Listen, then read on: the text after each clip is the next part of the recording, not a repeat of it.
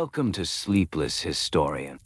If you find comfort in our gentle explorations, consider liking and subscribing, as it helps us drift into more serene histories together.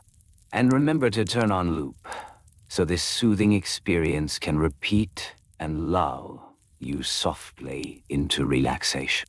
Now, let us settle into our cozy scene.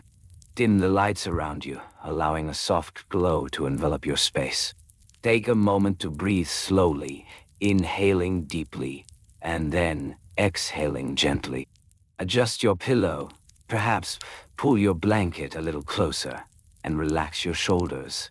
Allow the day's cares to melt away as we embark on a journey through a rather mundane aspect of ancient life. Today, we will delve into the world of ancient Egyptian papyrus order forms. One might imagine the grand monuments and vibrant hieroglyphs, yet we shall focus on a quieter, more methodical aspect of daily existence. This exploration offers a glimpse into the bureaucratic processes, the meticulous routines, and the fine print that govern the acquisition of writing materials. Little by little, we will uncover the specifics of how these order forms were created, revised, and submitted. Picture the scribe, carefully measuring the lengths of papyrus, ensuring that each piece was just right for the task at hand. Imagine the careful notation of quantities and qualities, each detail inscribed with precision. The importance of these documents cannot be overstated. They were essential for the smooth functioning of administrative tasks in ancient Egypt.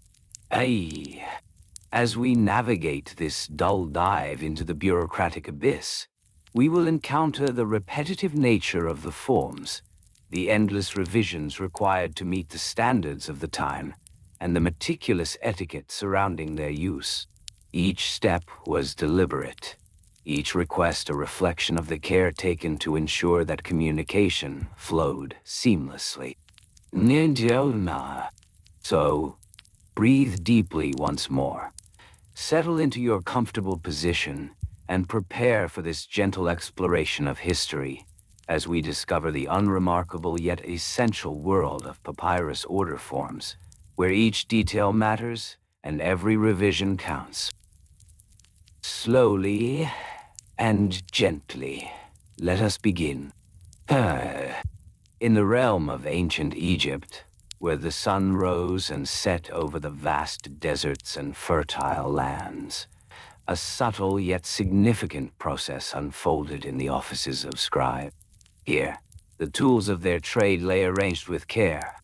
The reed pens, sharpened to a fine point, were used to inscribe delicate symbols onto papyrus sheets.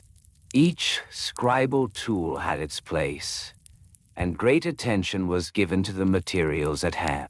The papyrus itself, made from the pith of the papyrus plant, was harvested and prepared with precision. Workers would slice the stalks into thin strips, which were then soaked and pressed to create a smooth writing surface. The dimensions of the papyrus sheets varied, often dictated by the purpose of the document. A standard sheet could measure approximately 20 by 30 centimeters, though larger scrolls were common for more extensive texts. The sheets were stored carefully, often kept in a cool, dry place to prevent damage from humidity. This meticulous storage was essential, as the integrity of the papyrus directly influenced the clarity of the writing. When a scribe needed to request additional writing materials, the process commenced with the creation of an order form. The scribe would take a fresh piece of papyrus, carefully measuring the dimensions, ensuring it was suitable for the task. Typically, a scribe would begin by noting the date at the top of the form, a crucial detail to indicate when the request was made. This was followed by a formal salutation, addressing the appropriate authority, often a supervisor or a higher-ranking scribe. The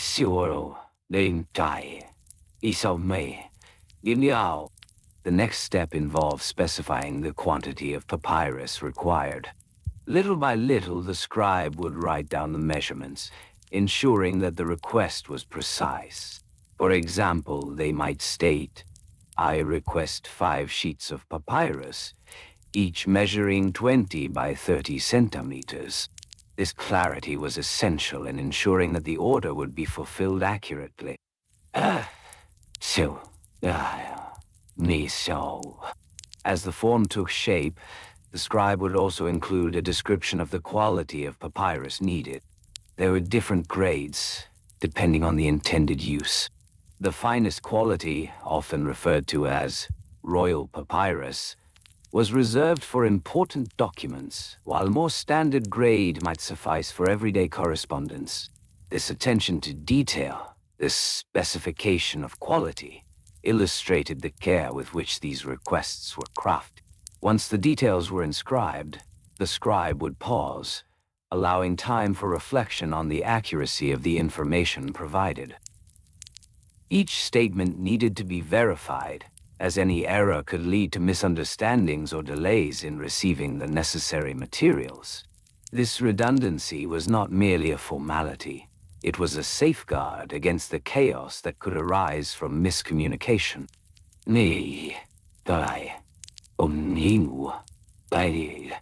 After the details were confirmed, the scribe would then prepare a summary of the total cost. This was common practice in the bureaucratic environment of ancient Egypt. The price of papyrus varied based on size and quality, and it was important to account for these expenses in any administrative request.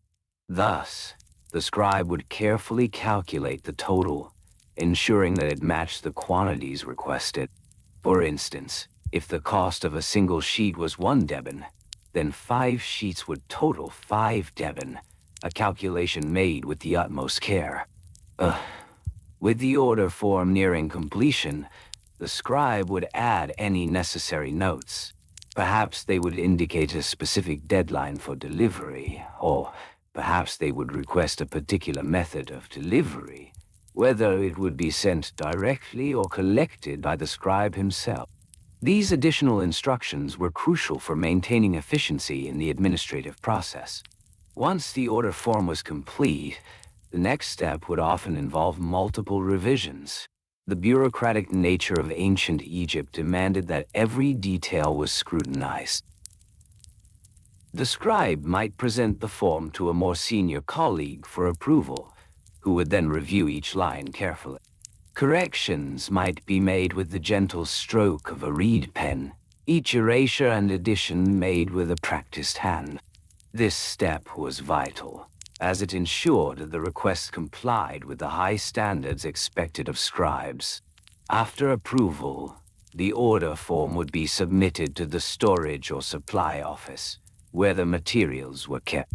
This location was usually a designated area within the larger administrative complex, where stocks of papyrus, writing tools, and ink were organized.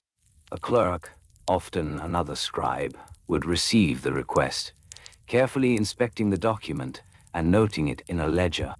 This ledger, a record of all orders, was essential for tracking inventory and ensuring that supplies were replenished as needed. The process of fulfilling the order was equally meticulous. When the time came to gather the requested materials, the clerk would select the appropriate sheets of papyrus from the storeroom. Each piece would be inspected for quality, ensuring that it met the specifications outlined in the order form. This inspection could take some time, as even the slightest imperfection could render a sheet unsuitable for use. After the materials were gathered, they would be placed within a protective covering, often made from linen. This was done to shield the papyrus from environmental factors, preserving its quality until it reached its final destination. The covering also served a practical purpose, allowing for easier transportation, as several sheets could be bundled together for delivery. When the delivery was complete, the clerk would note the fulfillment of the order in the ledger, marking it as complete. This step was just as important as the initial request, as it maintained the flow of information within the administrative system. The careful record-keeping ensured that everyone was accounted for, and that the flow of materials remained uninterrupted throughout this entire process. The importance of etiquette cannot be overlooked. Scribes were expected to adhere to strict protocols when crafting orders. The language used was formal and respectful, acknowledging the hierarchy present within the administrative structure. Each scribe understood their place within this system, and the way they communicated reflected their professionalism. As we delve deeper into this world of papyrus order forms, we observe the rhythmic nature of the procedures involved, the careful crafting of requests, the methodical revisions, and the diligent record-keeping all contribute to a serene yet complex administrative dance. Each step, each detail, plays a role in ensuring that communication flows smoothly and that writing materials are obtained when needed. Let us take another deep breath, feeling the weight of history settle around us, as we continue to explore the gentle intricacies of ancient Egyptian bureaucracy, where every order, every revision, was a testament to the care taken in their daily lives. Each detail matters, and every revision counts. Anemone, Panchao, Mashi, Wanadain, Gipso, Arlai. As we immerse ourselves further into the world of ancient Egyptian papyrus order forms, let us take a moment to consider the materials involved in this process. Papyrus itself, a unique plant growing abundantly along the Nile, was essential for writing in ancient Egypt. The plant was harvested at specific times, typically during the early summer months when the stalks were full and lush. Scribes would cut the stalks into thin sheets, each measuring around 30 centimeters in width and varying lengths, depending on the intended use. The preparation of papyrus sheets was a meticulous process. Each sheet required careful treatment. The outer rind was removed, and the inner pith was sliced into thin strips. These strips were then laid side by side, slightly overlapping on a flat surface. After this, another layer of strips was placed on top at a right angle to the first. A gentle press would be applied, followed by a soak in water for several days. This soaking allowed the fibers to adhere together, creating a smooth, durable writing surface. Once dried, the sheets were polished with stones to achieve a fine texture, perfect for the scribe's reed pens.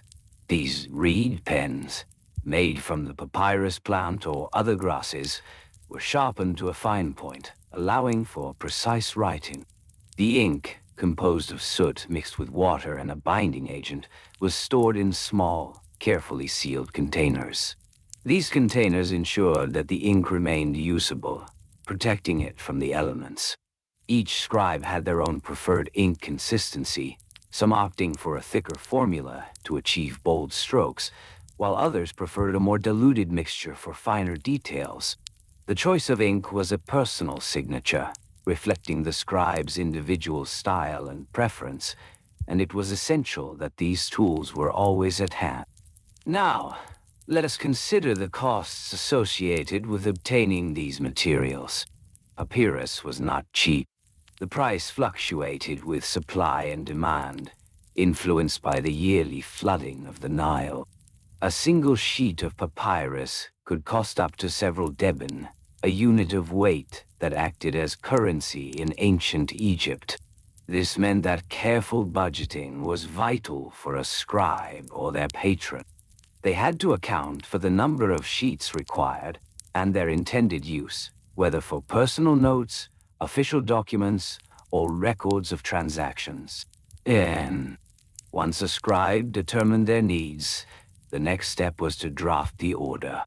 This was typically done in the early morning, as the light was soft and the air was cool. The scribe would sit at a low table, carefully laying out their tools in an orderly fashion. The papyrus, ink, and reed pen, all within arm's reach. The request would begin with a formal salutation, addressing the intended recipient, often a head scribe or a local official. The date was noted at the top of the papyrus, followed by the specifics of the order.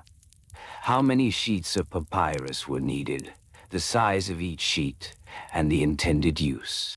Once drafted, the order was read aloud to ensure clarity and correctness. This was an important step, as miscommunication could lead to delays or errors in fulfilling the request. Any necessary revisions would be made immediately, with careful attention to detail. The scribe would use a stylus to strike through any mistakes, ensuring that the final document was clean and legible. It was critical that the order reflected professionalism, as it would be seen by others within the administrative hierarchy. After the order was finalized, it was time to submit it to the appropriate authority. This often involved another scribe or a trusted messenger. The journey to deliver the order could take some time, depending on the distance to the storage facilities or workshops where the papyrus was produced. Patience was a virtue in this bureaucratic system. During this waiting period, the scribe would often engage in other tasks, such as transcribing documents or organizing records.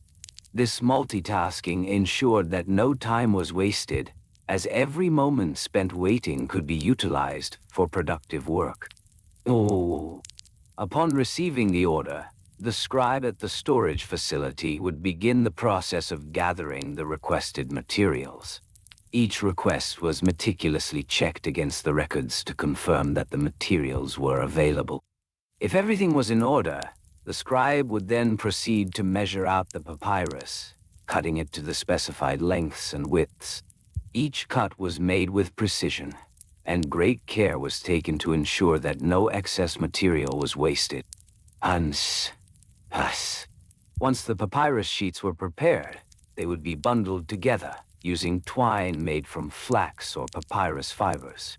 The bundles were then labeled, indicating the quantity and the specifications of the order.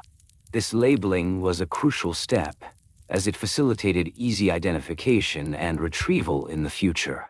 Organization within the storage facility was key, as it allowed for efficient processing of requests. Now,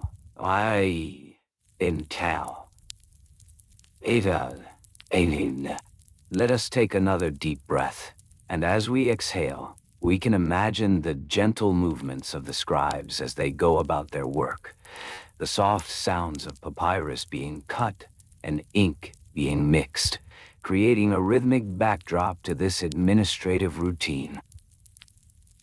As our focus returns to the scribe who placed the order, we can reflect on the anticipation of receiving the materials. The wait could last days or even weeks. During this time, the scribe would often review their previous writings, ensuring that all records were up to date and that no details were overlooked. This was a time for quiet reflection, for the process of writing was sacred, and it required careful attention and consideration. Eventually, a messenger would arrive with the requested materials. The moment of receipt was significant.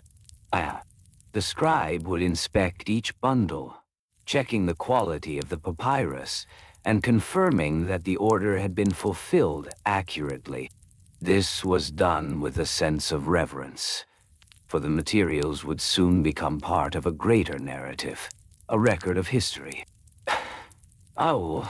If any discrepancies were found, the scribe would carefully document the issue, preparing to communicate back to the storage facility. This communication would follow the same formal etiquette, ensuring that all interactions remained respectful and professional.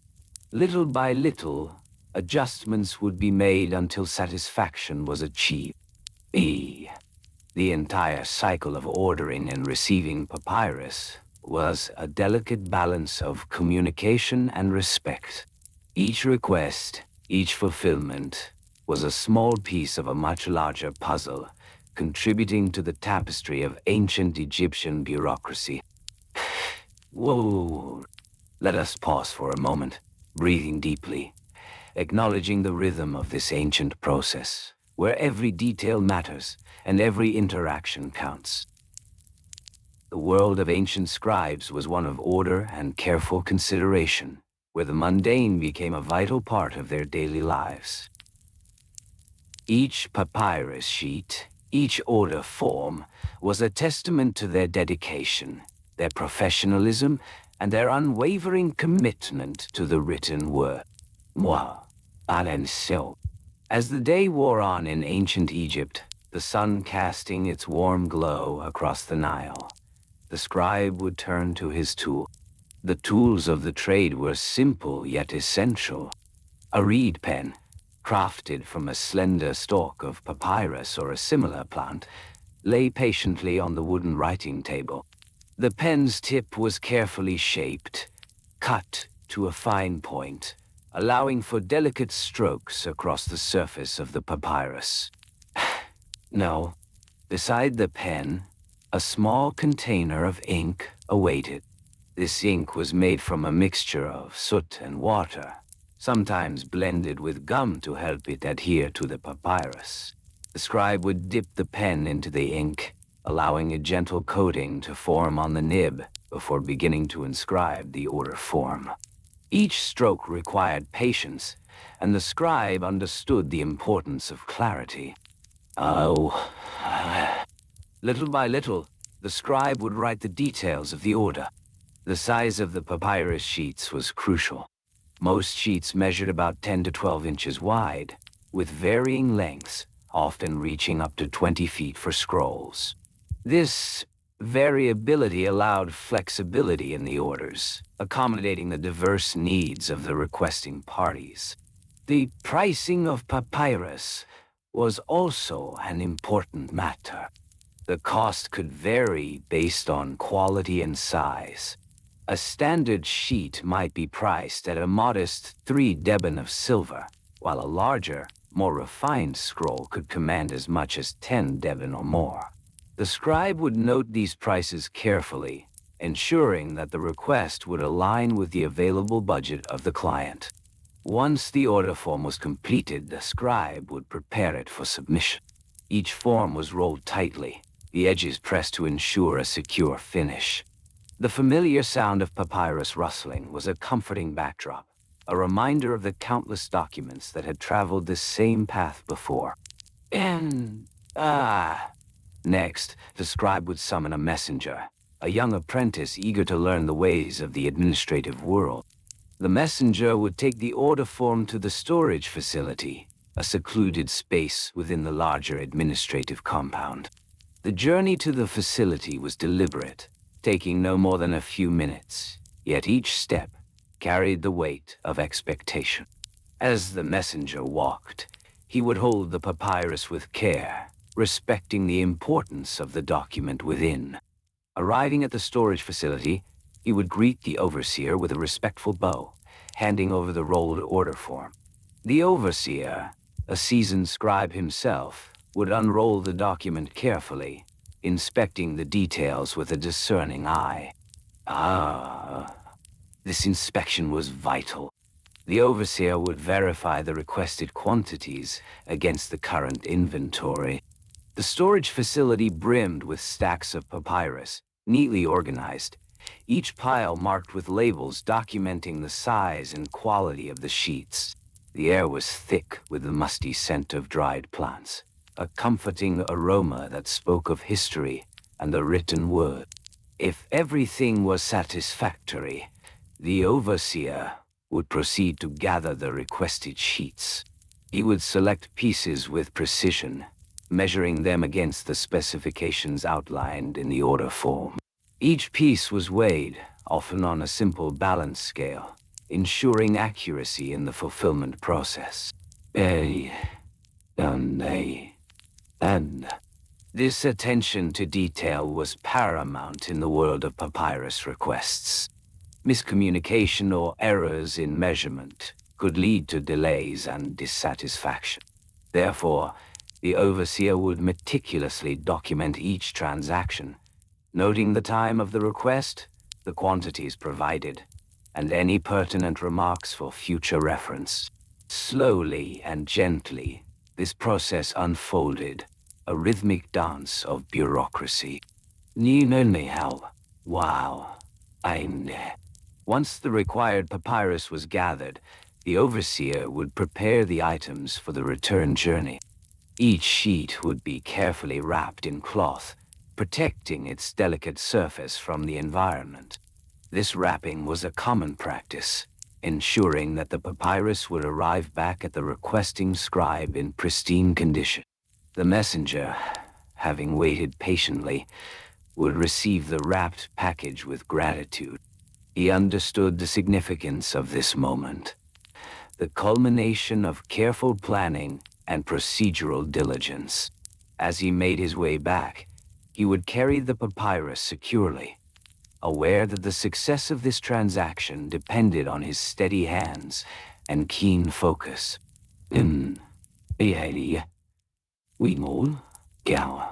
Upon returning, the messenger would present the package to the scribe, who would be waiting with eager anticipation. Unwrapping the cloth, the scribe would reveal the sheets, their smooth surfaces gleaming softly in the light. He would run his fingers lightly over the papyrus, feeling the texture beneath his fingertips, a tactile connection to the written word. With the sheets now in hand, the scribe would turn his attention to the next phase of the process. He would carefully count each piece, ensuring that the quantities matched the original order. If all was correct, he would document this in his ledger, a meticulous record of transactions that would serve as a reference for future dealings.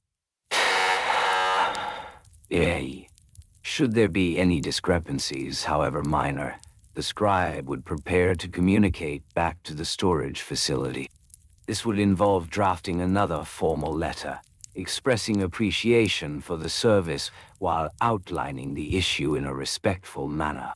Each word was chosen carefully, reflecting the values of professionalism and courtesy that permeated their society. In this calm, methodical exchange, the scribe understood that clarity and accuracy were paramount.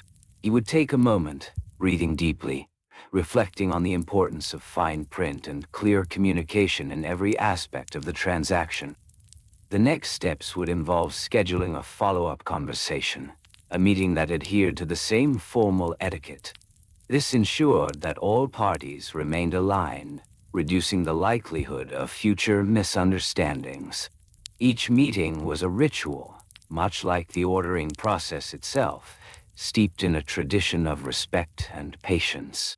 As the sun began to dip below the horizon, casting a golden hue over the landscape, the scribe would settle in for a quiet evening.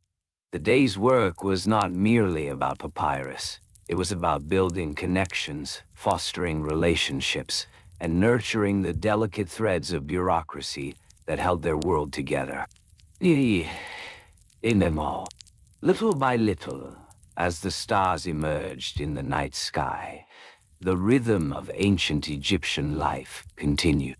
Each act of requesting writing materials was a reminder of the importance of documentation, the value of the written word, and the unyielding dedication of those who participated in this timeless process. In this tranquil atmosphere, surrounded by the gentle sounds of the evening, the scribe would reflect on the day. The cycle of ordering and receiving papyrus was not just a mundane task. It was a vital part of a greater narrative, a slow and steady march through the annals of history.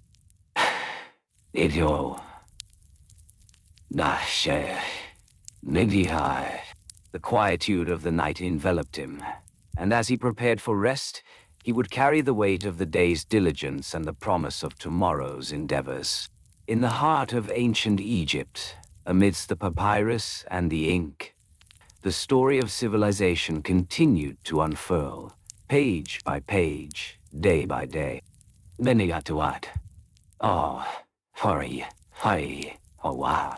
As the scribe lay in his dimly lit chamber, surrounded by the faint scent of dried papyrus, he began to think about the process of acquiring this essential writing material.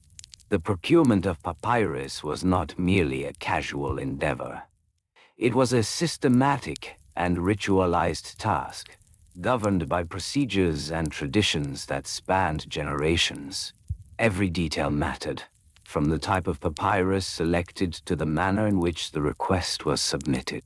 First, the scribe would gather his tools. He would begin by securing a small, flat writing board made of wood, smooth and polished. This board would serve as his surface for drafting the order form.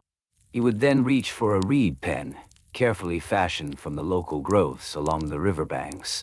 The pen, with its delicate nib, was essential for inscribing the precise words needed to convey his request. Next came the ink, a rich, dark substance made from soot and water, carefully mixed to achieve the right consistency. The scribe would dip the reed pen into the ink, allowing the gentle flow to coat the nib just so. With steady hands, he would begin to write, each stroke purposeful and deliberate, as he filled the order form with the required details. The dimensions of the papyrus sheets were crucial. Standard sizes were typically around 20 by 30 centimeters. The scribe would carefully note these specifications, ensuring that the dimensions were clear, for accuracy was paramount in this bureaucratic process. He would write slowly, allowing the ink to dry as he moved from one line to the next. Each letter was formed with care, a dance of his fingers over the surface of the papyrus. As he finished the specifications, he would pause to consider the quantity required. In most cases, he would order a dozen sheets, but sometimes the needs of his clients would dictate a larger order.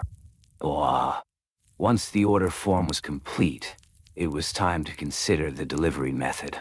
The scribe would fold the papyrus, ensuring that the edges aligned perfectly, creating a neat little packet. This was not only a matter of aesthetics, but a reflection of his respect for the recipient.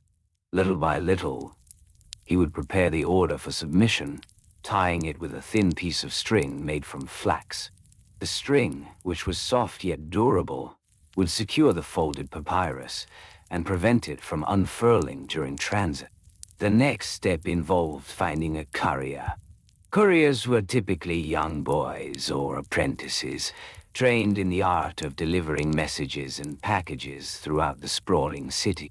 The scribe would carefully choose someone reliable, someone who understood the importance of the task.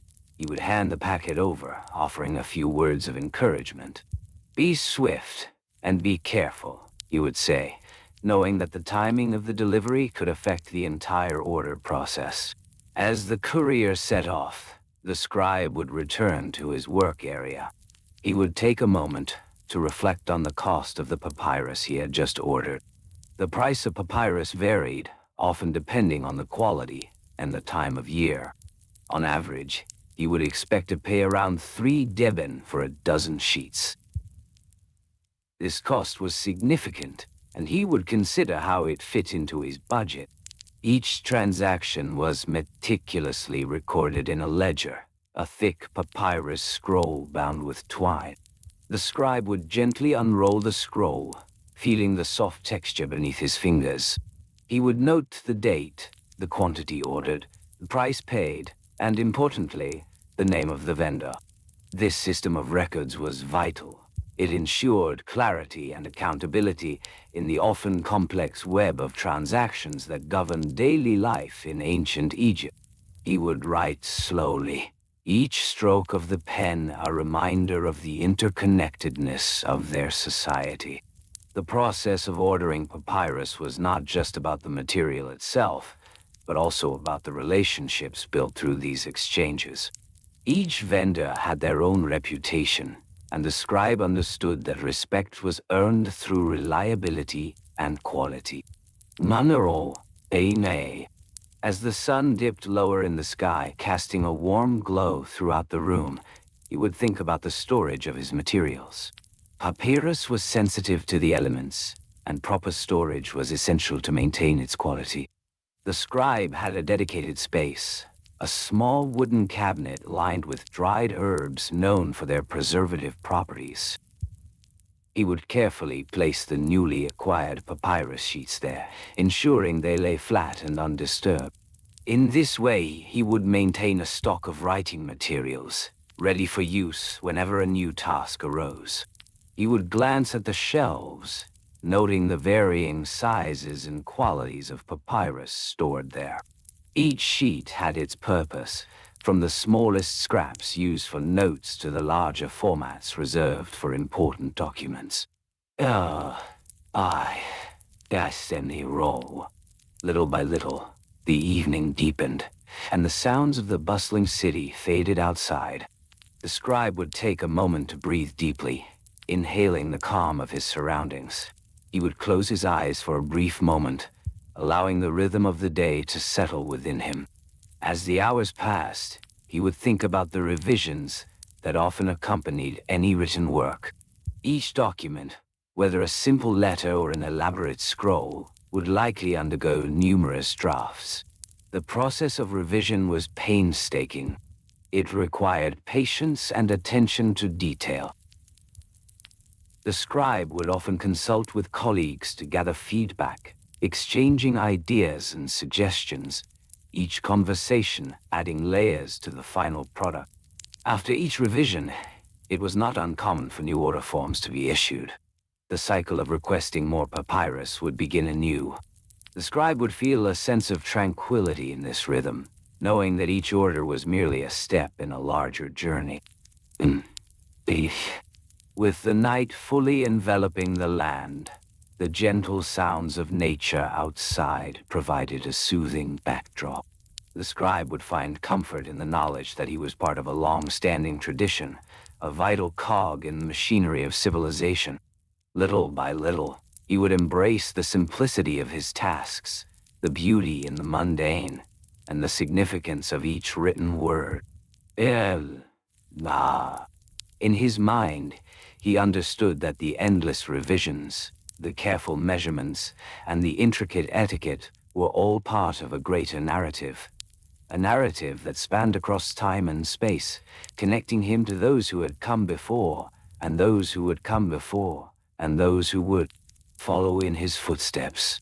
And as he lay back on his pillow, the weight of the day easing from his shoulders, he would let the thoughts of papyrus orders and the gentle rhythm of daily life carry him into a peaceful slumber, where the stories of ancient Egypt would continue to unfold, page by page, night after night.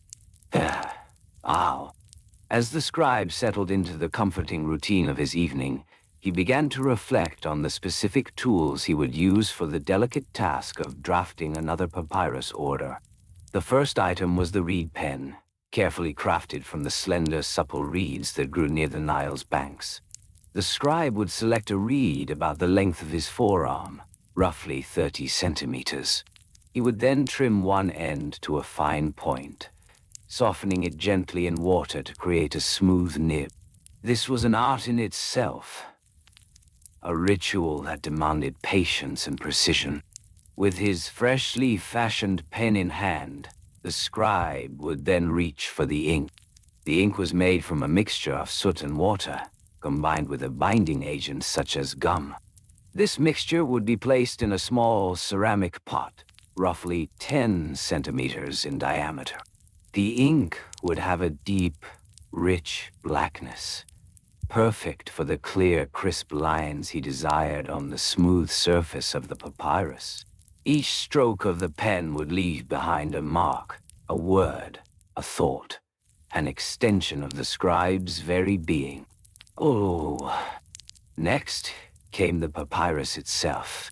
The papyrus sheets were produced from the pith of the papyrus plant, carefully harvested and processed. Each sheet would measure approximately 25 centimeters by 30 centimeters, meticulously pressed and dried in the sun until it reached the right level of pliability. The scribe would often keep a stock of these sheets, neatly rolled and stored in a clay vessel to protect them from humidity and dust. In the corner of his workspace, a small wooden table served as his drafting station. It was about 1 meter long and half a meter wide, just the right size to hold several sheets of papyrus, his inkpot, and a few reference texts. The table's surface was smooth, allowing for easy writing and erasing should it be necessary. A gentle touch would guide the pen across the surface, each word forming a connection to the past and the future. The process of ordering more papyrus was methodical. The scribe would begin by composing a request. This request would be inscribed on a new sheet of papyrus, requesting a specific quantity of sheets. He would write with a careful hand, ensuring each letter was legible and precise. This clarity was crucial. The clerks responsible for processing such requests placed high importance on accuracy. The scribe would often pause between sentences to collect his thoughts, to ensure that every detail of the order was captured perfectly. Once the order was drafted, the scribe would take a moment to breathe deeply, allowing the weight of the task to settle comfortably on his shoulders.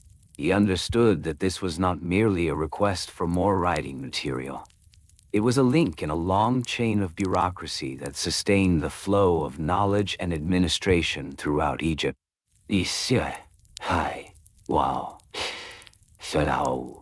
After carefully folding the completed order, the scribe would then seal it with a small amount of wax. He would choose a wax seal, often adorned with his personal insignia, to mark the document as authentic. This process was a small but important ritual, reinforcing his identity as a scribe, as well as the authority of his request. The completed order would then be rolled up and placed into a small leather pouch for safekeeping. The pouch, worn but sturdy, was a reliable companion for the scribe. It served not only to protect the order, but also to symbolize the trust placed in him by the community. The next part of the process involved delivering the order to the local papyrus supplier.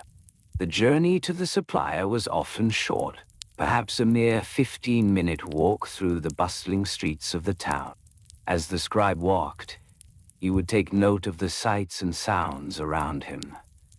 The chatter of merchants, the distant laughter of children, the fragrant aromas wafting from nearby stalls. Each step was calming, grounding him in the routine of daily life.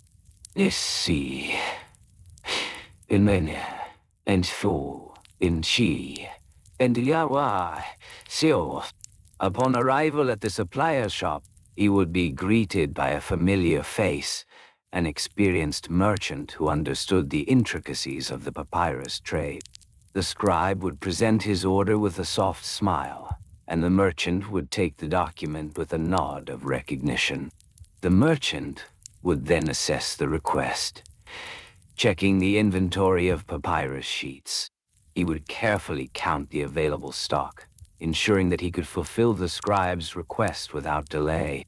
The scribe found comfort in observing the merchant's meticulous counting, the gentle clinking of the sheets as they were stacked, the way the papyrus seemed to glimmer softly in the afternoon light. After confirming the order, the merchant would quote a price, typically a few copper coins for each sheet, depending on the quality and size. The scribe would reach into his pouch, retrieving the necessary coins with a mindful touch. He would count them aloud, ensuring that the transaction was fair and clear. Each coin had its own story, a history of trade and labor, connecting him to the wider world around him. Once the payment was made, the merchant would begin preparing the new papyrus sheets. He would carefully separate them, stacking them with precision. The scribe would watch, feeling a sense of serenity in the rhythm of the merchant's movements. This attention to detail mirrored his own work, reinforcing the connection between their roles in society. Upon completion, the merchant would hand the new papyrus sheets to the scribe, often wrapped in a simple linen cloth. This small gesture, while seemingly mundane, was steeped in tradition, a ritual that had been performed countless times before. The scribe would take the bundle, feeling its weight in his hands, a tangible reminder of the process he had engaged in. And as he made his way back, the scribe would often reflect on the simplicity of it all. The tools, the measurements, the prices, each element played a vital role in the grand tapestry of life in ancient Egypt. He would breathe slowly, appreciating the calm and the familiarity of the routine. Arriving back at his workspace, he would carefully unroll the new sheets of papyrus, placing them beside his ink pot and reed pen. The sight of fresh papyrus brought a sense of peace, a blank canvas on which thoughts could flow freely. The scribe would pause, allowing himself a moment to admire the texture of the sheets, the subtle variations in color, the gentle curve of each edge. Little by little, he would prepare for the next writing session, knowing that this cycle would repeat over and over, like the gentle ebb and flow of the Nile. Oh yeah, but no. In this serene atmosphere, the scribe would prepare to immerse himself in the tranquil act of writing once again. With each stroke, he would remind himself of the importance of his work, the significance of every order, every sheet. And so, surrounded by the tools of his trade, he would let the rhythm of the past guide him into the comforting embrace of the present, where the world of papyrus and ink awaited. And as the moonlight filtered softly through the window, he would find solace in the mundane, the predictability of his existence, and the beauty woven into each detail of his day. The cycle would continue, gently, steadily, inviting him into a deeper state of relaxation, a place where history and routine intertwined, night after night. As the scribe settled into his daily routine, he would first take a moment to organize his workspace. Each tool had its place, every material its designated spot. The reed pens, with their smooth points, were lined up just so, ready to glide over the surface of the papyrus. The ink pot, a small ceramic vessel, sat at the center of the desk, its dark liquid shimmering softly in the gentle light. The scribe would lift the pot, feeling its cool surface, and carefully dip the tip of his reed pen into the ink, ensuring just the right amount coated the nib. Too much ink would lead to smudging, while too little would leave the letters faint and barely legible. Next, he would reach for the papyrus sheets, each measuring approximately 25 centimeters wide and 35 centimeters long. These were not mere pieces of paper. They were the culmination of meticulous processes, harvested from the papyrus plant itself. The scribe recalled the way the stalks were cut, the inner pith stripped and layered, and then pressed together to form sheets. This laborious task required both skill and patience, as the sheets had to be dried properly to achieve the right texture. As he held one in his hands, he could feel the fibers beneath his fingers, each sheet unique, yet part of a larger tradition. And with a gentle breath, he began to prepare for the day's work, which involved more than just writing. It was, in fact, a dance of bureaucratic precision. Each order of papyrus came with its own set of specifications. The scribe would often consult a large scroll, the order form, meticulously detailing the quantity requested, the dimensions needed, and any particular qualities desired by the patron. There were standard sizes, of course, but for special projects, Clients would specify custom dimensions. Such details required careful attention, for the slightest oversight could lead to dissatisfaction and the potential for revisions. Whoa. Why? The order form would be written in a clear, elegant script, demonstrating the scribe's skill and attention to detail. As he wrote, he would repeat the necessary information softly to himself, allowing the rhythm of the task to calm his thoughts. 10 sheets, 25 by 35 for the temple, he murmured, letting the words flow smoothly from his pen. Each stroke of ink represented not just a request, but a connection to the larger world beyond his desk, a reminder of the importance of every transaction, every relationship. Oh!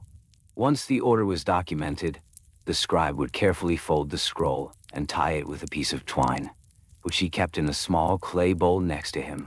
The twine was made from plant fibers, woven together tightly, forming a sturdy cord.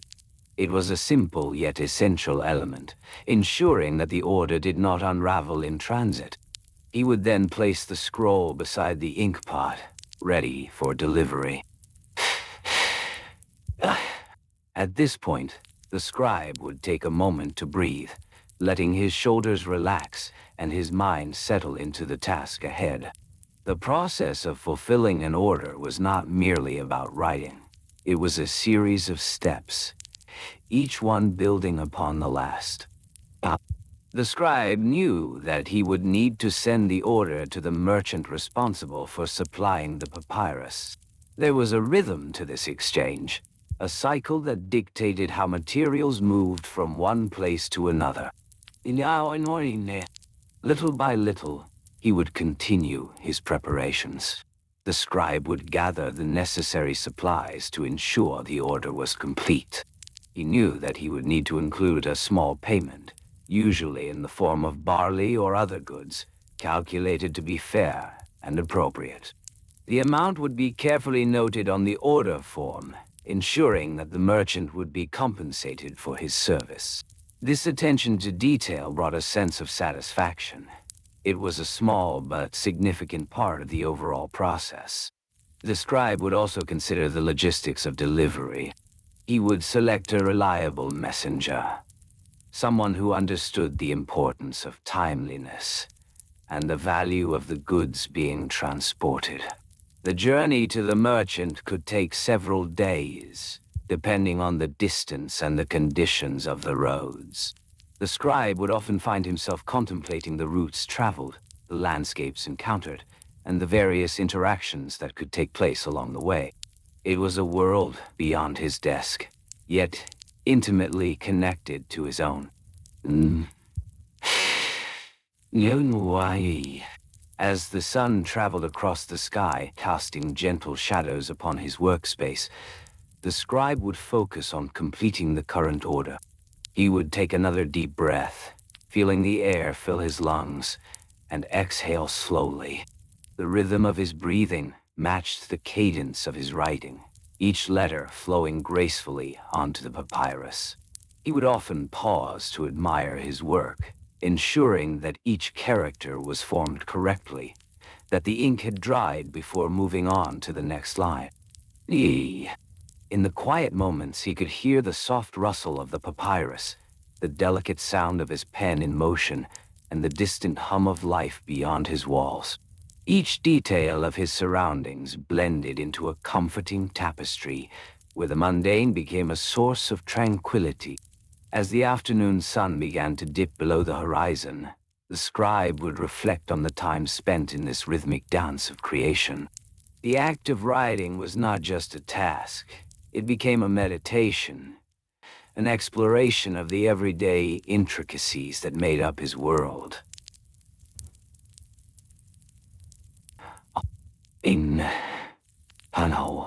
And so, as the day wore on, he would continue his work.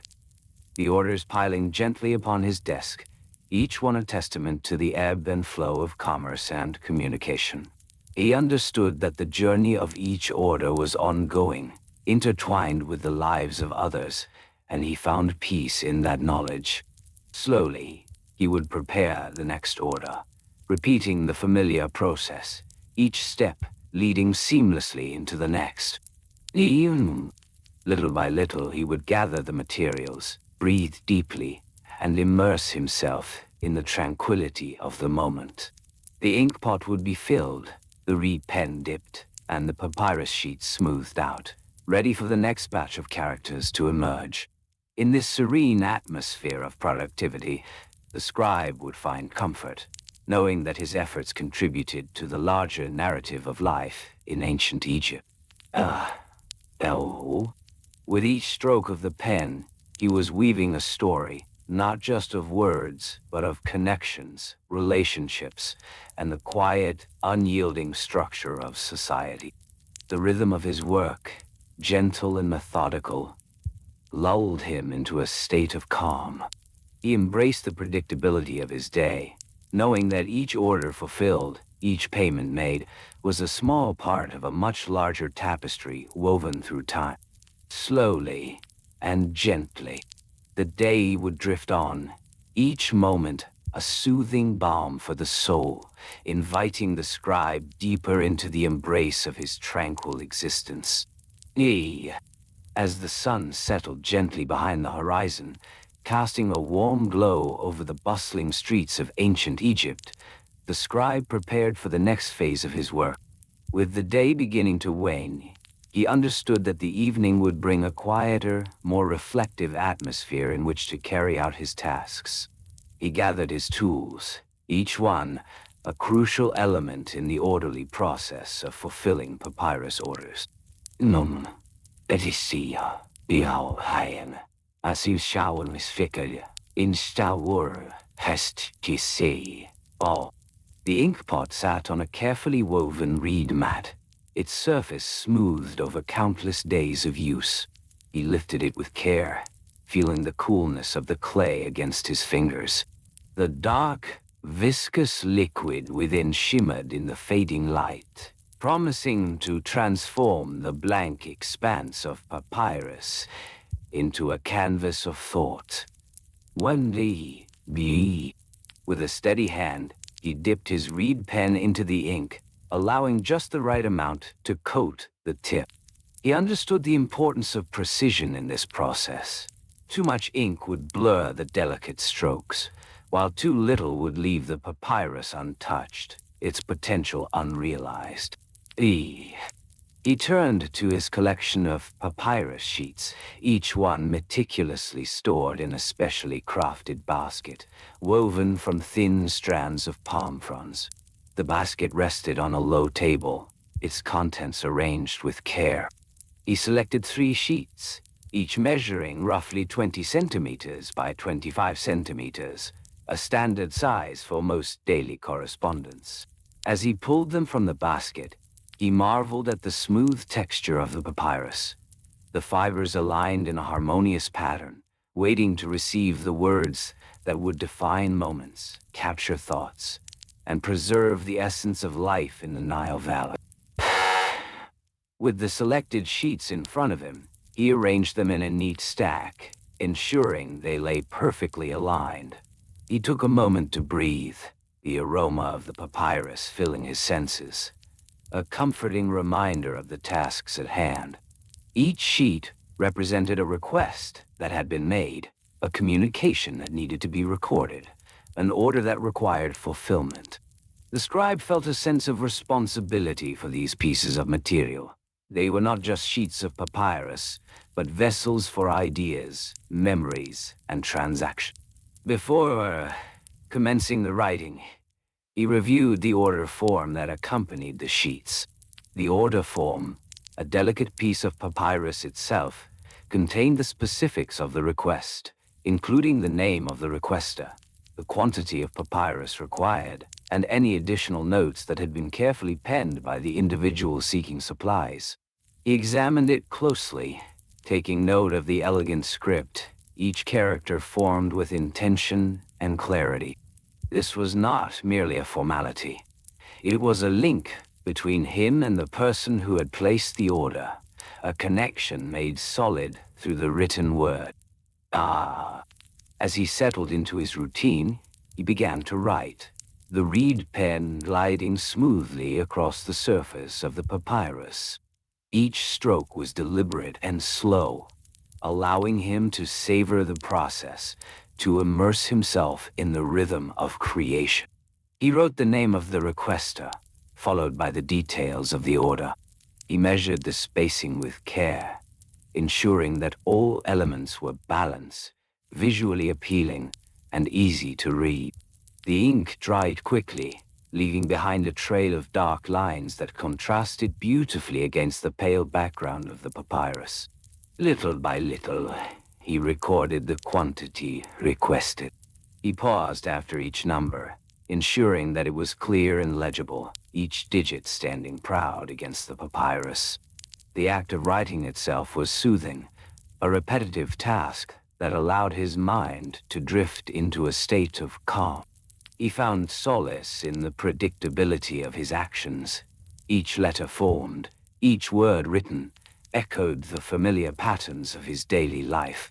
After recording the necessary details, he would take a moment to assess the order as a whole. He would check for accuracy, revisiting the original request, ensuring that every detail matched perfectly, as per the established etiquette of his profession. This was crucial. A small mistake could lead to confusion and dissatisfaction. Slowly, he would breathe in and then out, allowing the air to fill his lungs before exhaling any tension that may have arisen. With the order complete, he transitioned to the next step, organizing the documents for delivery. Each order form was placed into a separate pouch, crafted from soft leather, the exterior smooth to the touch. He would line up the pouches on a low shelf, each labeled with the name of its respective requester. A gentle tap on the side to ensure they were secure. The shelf itself was made of sturdy wood, weathered from years of use, providing a reliable home for the documents he so carefully curated. He would take a moment to glance around his workspace, appreciating the ambient quiet of the room. The soft flicker of a nearby oil lamp cast gentle shadows, creating a tranquil atmosphere. He relished these moments of solitude, where the world outside faded away, and all that remained was him, his tools, and the papyrus that connected him to others. Each piece of papyrus was a story waiting to be shared, a conversation yet to be had. As he arranged the pouches, he recalled the importance of keeping accurate records. Each completed order would need to be logged in a ledger, a large book bound in leather, and filled with pages of papyrus, each one meticulously ruled for clarity. The ledger served as a permanent record, a history of transactions, a testament to the ongoing flow of communication in the community. He understood that this task required patience, as he would need to enter the details of each order with the same careful precision he applied to his writing. Bintakai, Antai. He opened the ledger, its pages still crisp and fresh, and took a moment to prepare his ink once more. The familiar act of dipping his pen into the ink pot was like a ritual, grounding him in the present. He began to write the date at the top of the page, followed by the name of the requester and the details of the order. Each entry was a small echo of the life surrounding him, a reminder that these mundane processes were anything but trivial. They were threads woven into the fabric of society, connecting individuals through the simple act of writing. With each entry recorded, he would pause and breathe, allowing the tranquility of his surroundings to wash over him. Slowly and gently, he would close the ledger, placing it back on the shelf. The weight of his responsibilities felt less daunting now. Each task completed was another step taken in the ongoing narrative of life in ancient Egypt. Little by little, the evening progressed, with the room dimming softly, shadows lengthening across the floor. The scribe leaned back in his chair, allowing himself a moment of stillness. He reflected on the beauty of routine, the comfort found in the repetition of his tasks. He was a part of something larger. A cycle of ordering, fulfilling, and recording that stretched across time. The predictability of his work provided an anchor, a safe harbor in the ever-changing tides of life. With a heart full of quiet contentment, he prepared himself for the final task of the evening. The orders would need to be prepared for delivery at dawn, a duty he embraced as part of his role in the community. He would pack the pouches carefully, ensuring that everything was in order, ready for the morning light. And so, with the scent of papyrus lingering in the air, the rhythmic sound of his writing fading into the hush of the night, the scribe found solace in the simplicity of his work, each detail a note in the soft lullaby of daily life. As the scribe settled into the final leg of his evening duties, he gathered the necessary tools for preparing the papyrus orders. He reached for a smooth, flat surface, meticulously dusted to ensure no grains of sand might interfere with the delicate fibers of the papyrus. Nearby, a small collection of sharp reeds lay waiting, their tips cleanly cut and ready for use. He picked one up, feeling the slight give of the reed beneath his fingers, the coolness of its surface a reminder of the care required in every aspect of his work. Next, the scribe turned his attention to the ink. A small clay pot sat close by, its lid carefully set aside to reveal the dark, viscous liquid within. This ink, made from soot and water, had been mixed with just enough gum from the acacia tree to ensure that it would adhere smoothly to the papyrus. The scribe dipped the reed into the ink, watching as it coated the tip, and then, with a gentle motion, he began to draft the orders for the day. The first order was for a merchant in Thebes, requesting 10 sheets of the finest quality papyrus. Each sheet measured approximately 20 by 30 centimeters, the standard size preferred for scrolls and official documents. The scribe noted the measurements carefully, ensuring that every detail was precise. Accuracy was paramount. A wrong measurement could lead to misunderstandings and delays. 1T. He wrote the name of the merchant, recording not just his name but also his position in the community. It was customary to acknowledge titles and ranks, as this added a layer of respect and formality to the transactions. The scribe took a moment to reflect on the importance of titles. Each one carried its own weight, its own history, and its own expectations. With the merchant's name inscribed, he moved to the next line, detailing the quantity requested. 10 sheets, he wrote, slowly and methodically, allowing the ink to flow naturally from the reed. He paused after each word, ensuring that each letter was formed correctly, each stroke deliberate. The ebb and flow of his writing mirrored the rhythms of the Nile, steady and unhurried. After completing the first order, he turned to the second. This request came from a temple priest in need of 20 sheets for sacred texts. The scribe took a deep breath, the scent of drying ink filling the air. He began again, repeating the measurements, noting the special nature of the request. Temple orders often required more attention. The materials were intended for significant purposes, serving as vessels of knowledge and devotion. He wrote carefully, 20 sheets, approximately 20 by 30 centimeters each, his hand moving in a soft, flowing manner. The priest's name was inscribed with reverence, as the scribe understood the importance of these documents. A misstep here could carry greater consequences than with the merchant's order. Yet, within the predictability of the task, a sense of calm enveloped him. Little by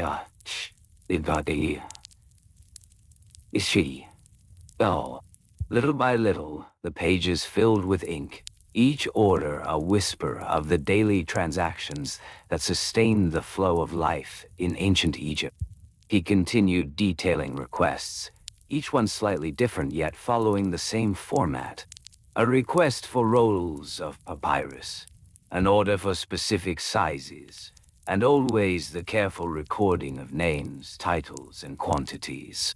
The scribe took a moment to survey the completed orders. They lay neatly stacked, their surfaces glistening softly in the dim light. Each order was accompanied by a small note indicating the price per sheet, a necessary detail that would guide the merchants upon receipt. The price for the finest papyrus could vary, often influenced by factors such as the time of year, harvest conditions, and even the status of the merchant.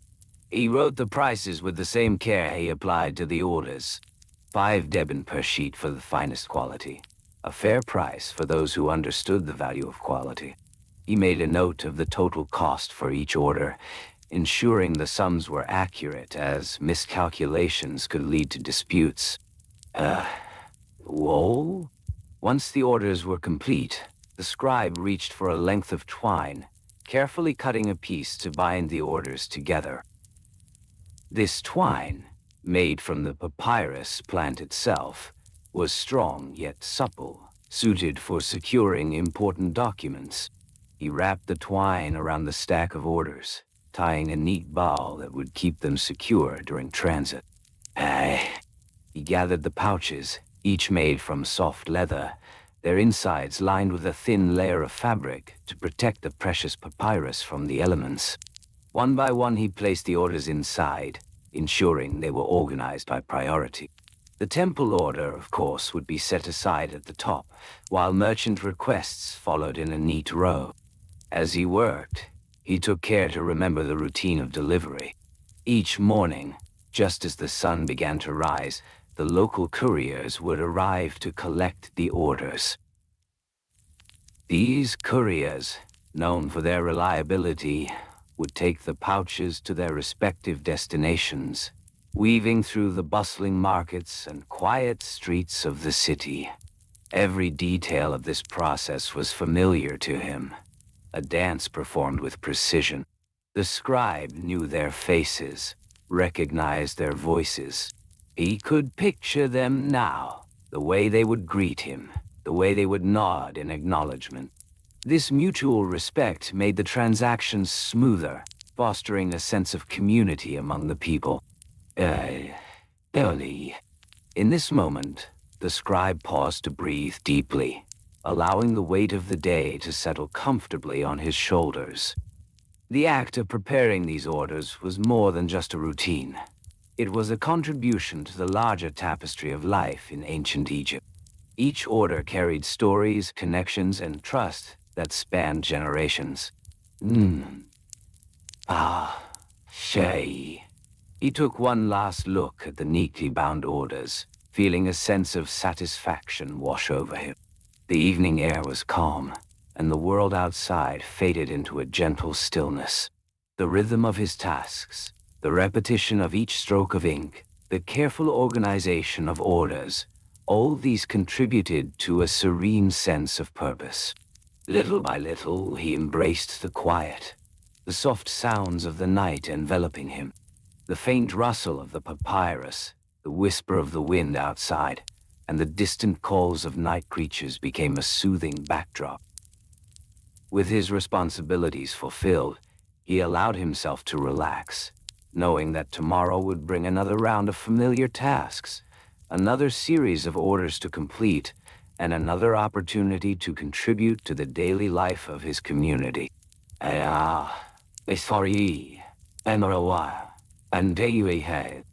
so, with the gentle sounds of the night, the scribe leaned back, closing his eyes for just a moment, feeling the weight of his small yet significant role in the ongoing narrative of life in ancient Egypt.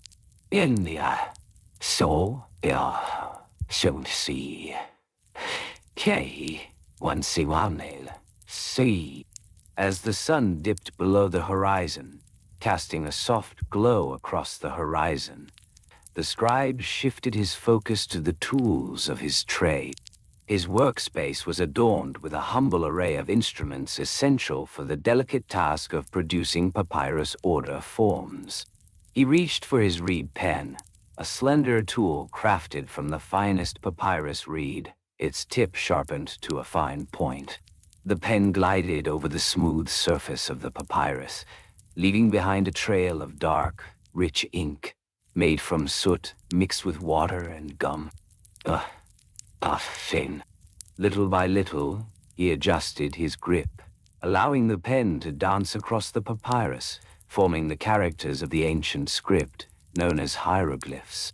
Each stroke required a gentle hand and a steady rhythm.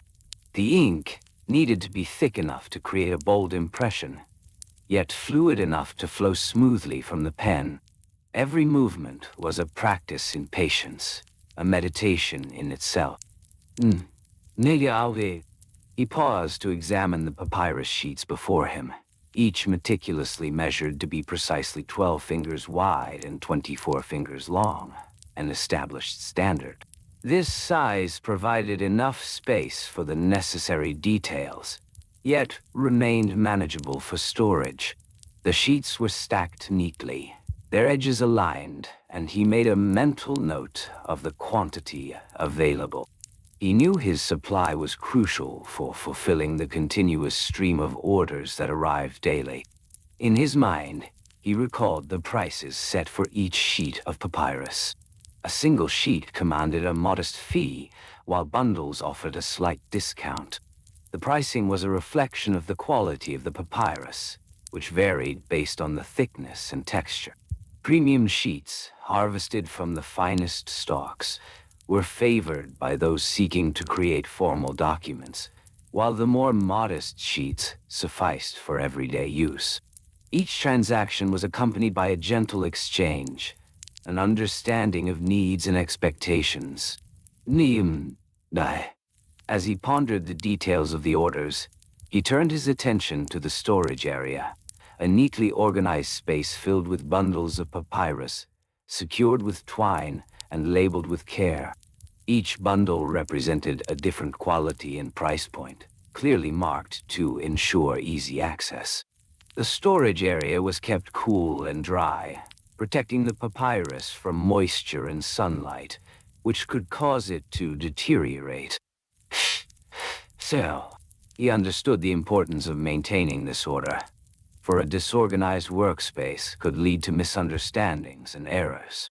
The meticulous nature of his work extended beyond crafting individual orders. It involved a careful inventory system as well. Every week, he would count the bundles, noting any discrepancies and adjusting his records accordingly. Little by little, the inventory system became a ritual, one that provided a sense of control and reassurance amidst the demands of his role.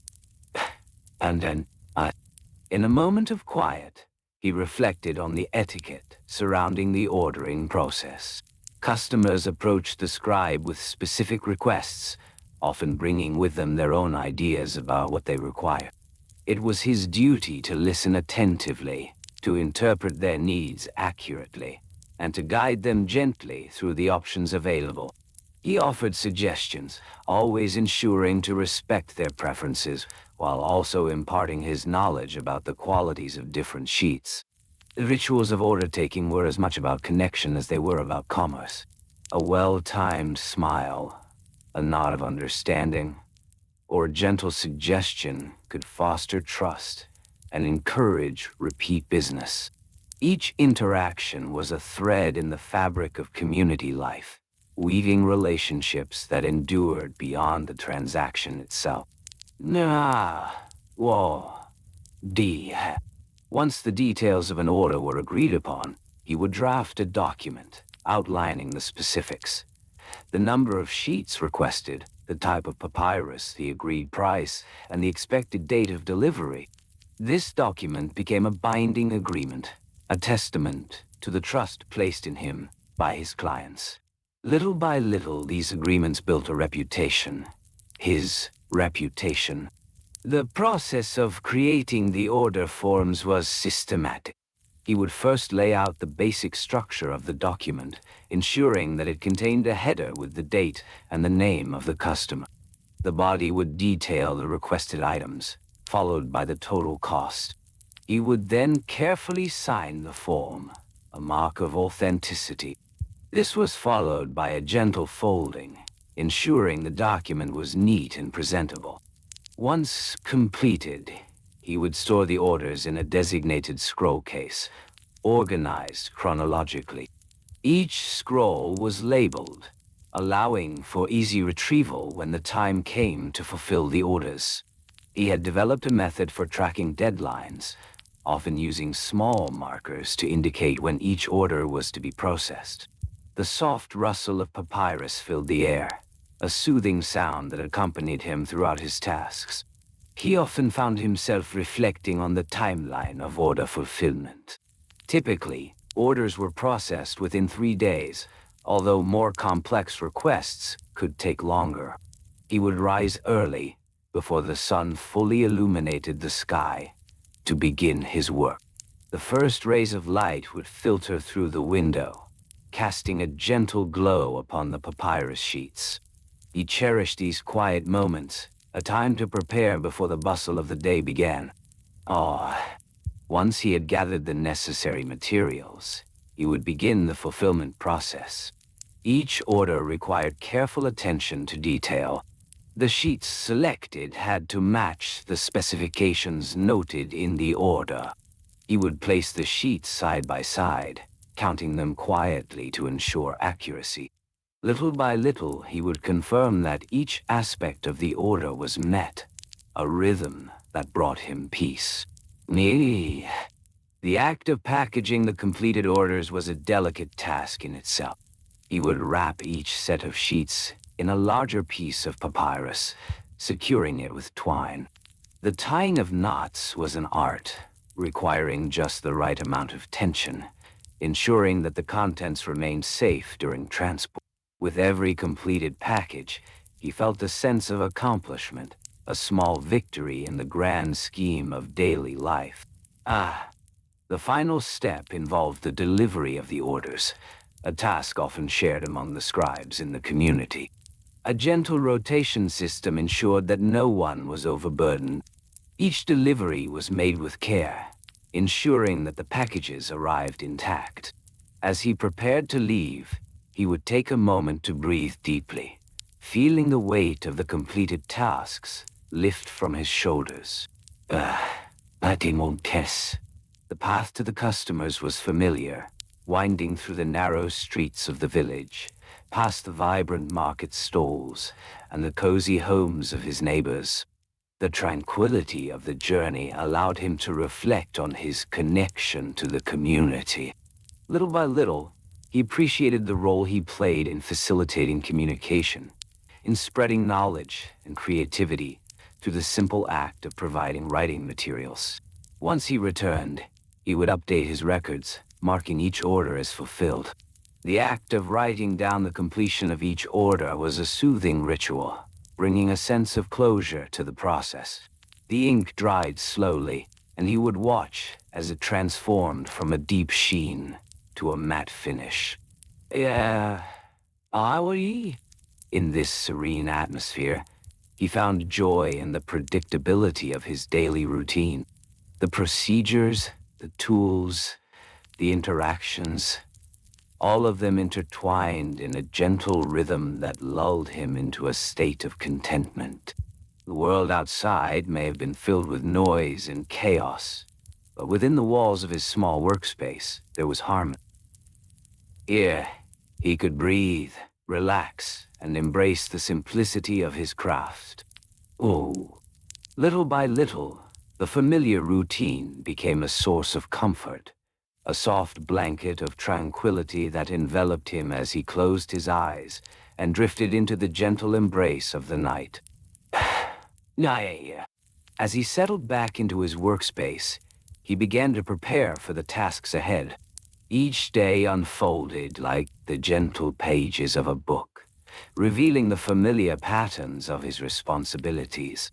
He took a moment to arrange his tools, ensuring everything was in its rightful place. The smooth surface of his writing tablet awaited his careful touch, while the elongated reed pens lay beside him, their tips perfectly sharpened, ready to dance across the papyrus. Nay. With a soft sigh, he reached for a piece of papyrus, feeling its texture, slightly rough, yet pliable. This was the lifeblood of his work, the canvas upon which thoughts and dreams would materialize. He measured it with gentle precision, using a simple wooden ruler, its corners worn smooth by years of use. The standard length for a scroll was typically 5 cubits, a measurement beloved for its practicality and ease. Each cubit, measured from the elbow to the tip of the fingers, provided a sense of continuity, a connection to those who had come before him. His eyes traced the lines on the papyrus, marking the spaces where he would inscribe the details of each order. For every request, there was a delicate balance to maintain. The quantity of sheets requested, the dimensions of each one, and the specific type of papyrus, whether it be the finer grade for important documents or the more common variety for everyday use. He had learned to appreciate the nuances of these distinctions, how they reflected the purpose behind each order. The prices varied as well. A sheet of the finer papyrus crafted with care might cost 2 deben, while the regular sheets were a mere half deben each. These prices were not arbitrary. They were deeply rooted in the quality of the materials and the labor involved in their production. He would take a moment to think about the workers in the papyrus fields, harvesting the plants with skill and patience, ensuring each stalk was cut at just the right moment, preserving the integrity of the fibers. Once he had noted the specifications, he would meticulously fill out the order form. The papyrus itself was the medium for these requests, the very same material he provided to others. He would carefully write out the recipient's name, the date, and the details of the order in flowing, deliberate script. The ink, made from soot and water, glided smoothly from the tip of his reed pen. Each stroke bore the weight of responsibility and care, connecting him to the recipient of the order, even if they were miles away. After completing the form, he would review it, his eyes scanning the lines for clarity and accuracy. This part of the process was crucial. Errors could lead to confusion and delay. He recalled the stories of scribes who had faced the displeasure of patrons due to minor mistakes. He took a deep breath, and with each exhale, he felt the tension ease. Once satisfied, he would fold the order form carefully, ensuring its corners were crisp and aligned. He had learned the etiquette of this practice.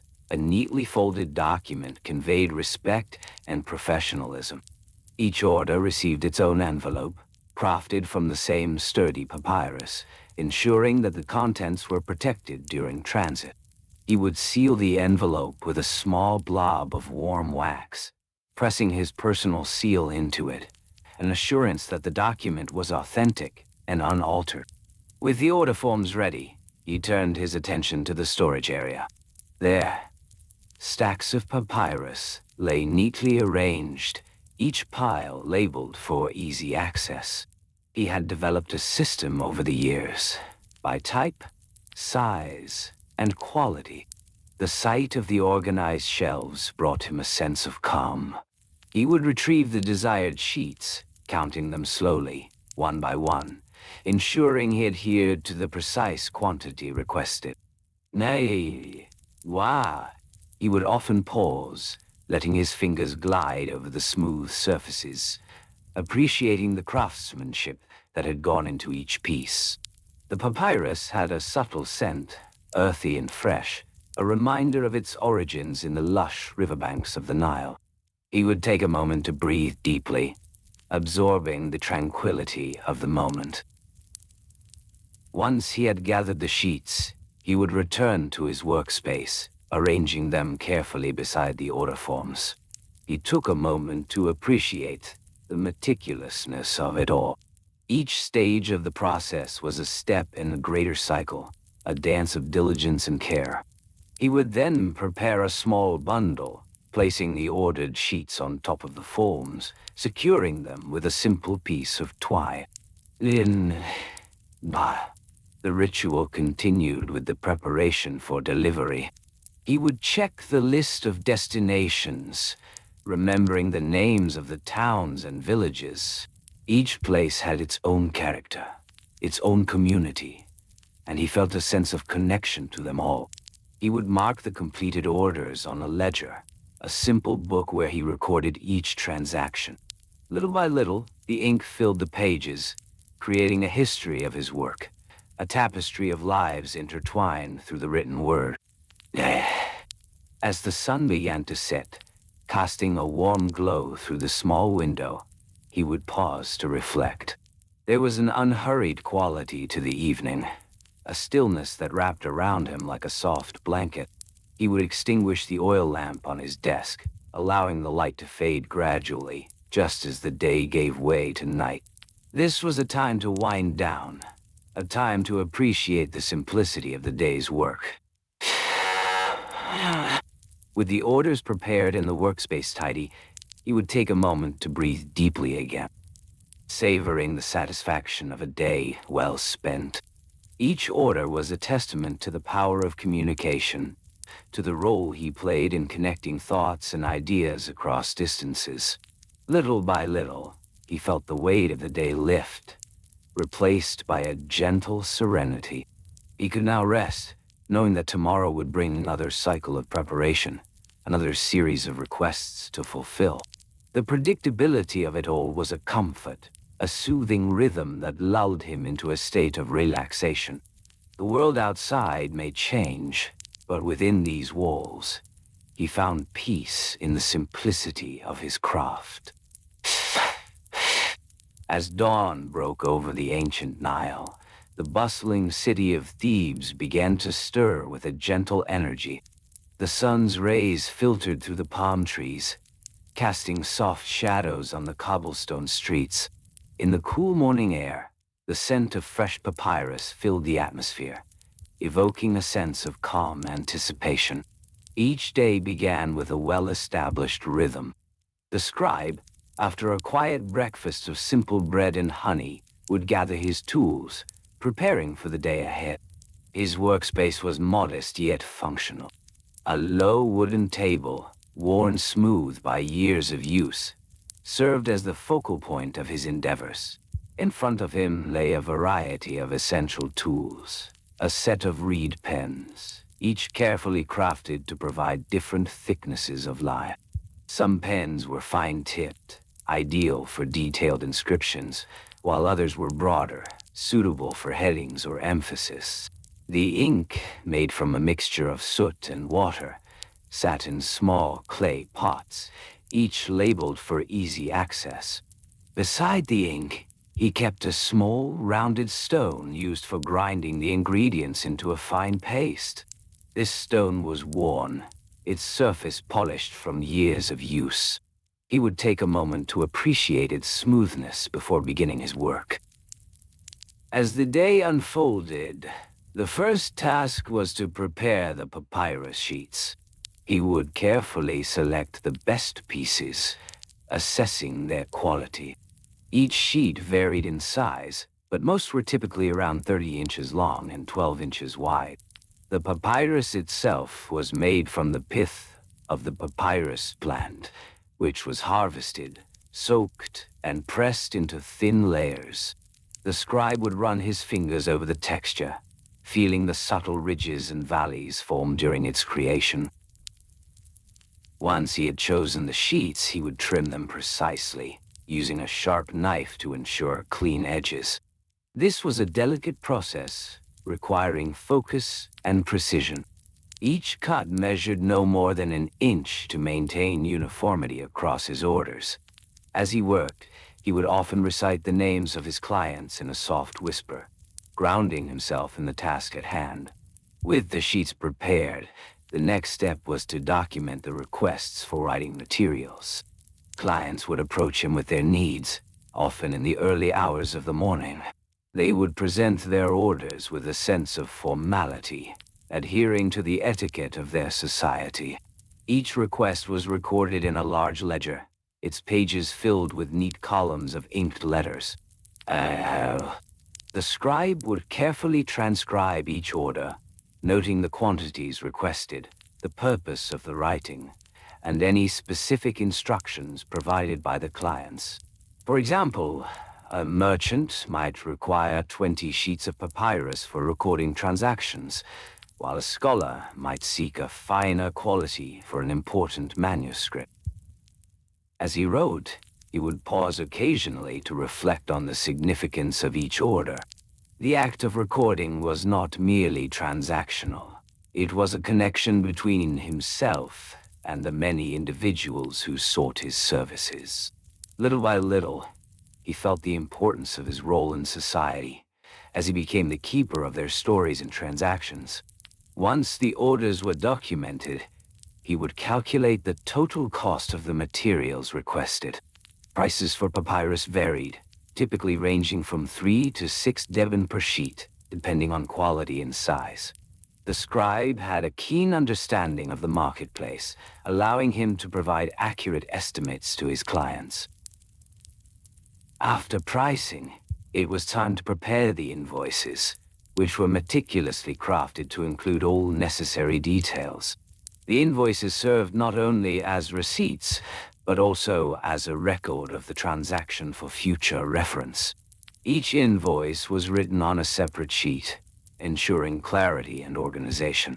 The scribe would fold each sheet carefully, creating a neat packet to present to the client upon fulfillment of their order.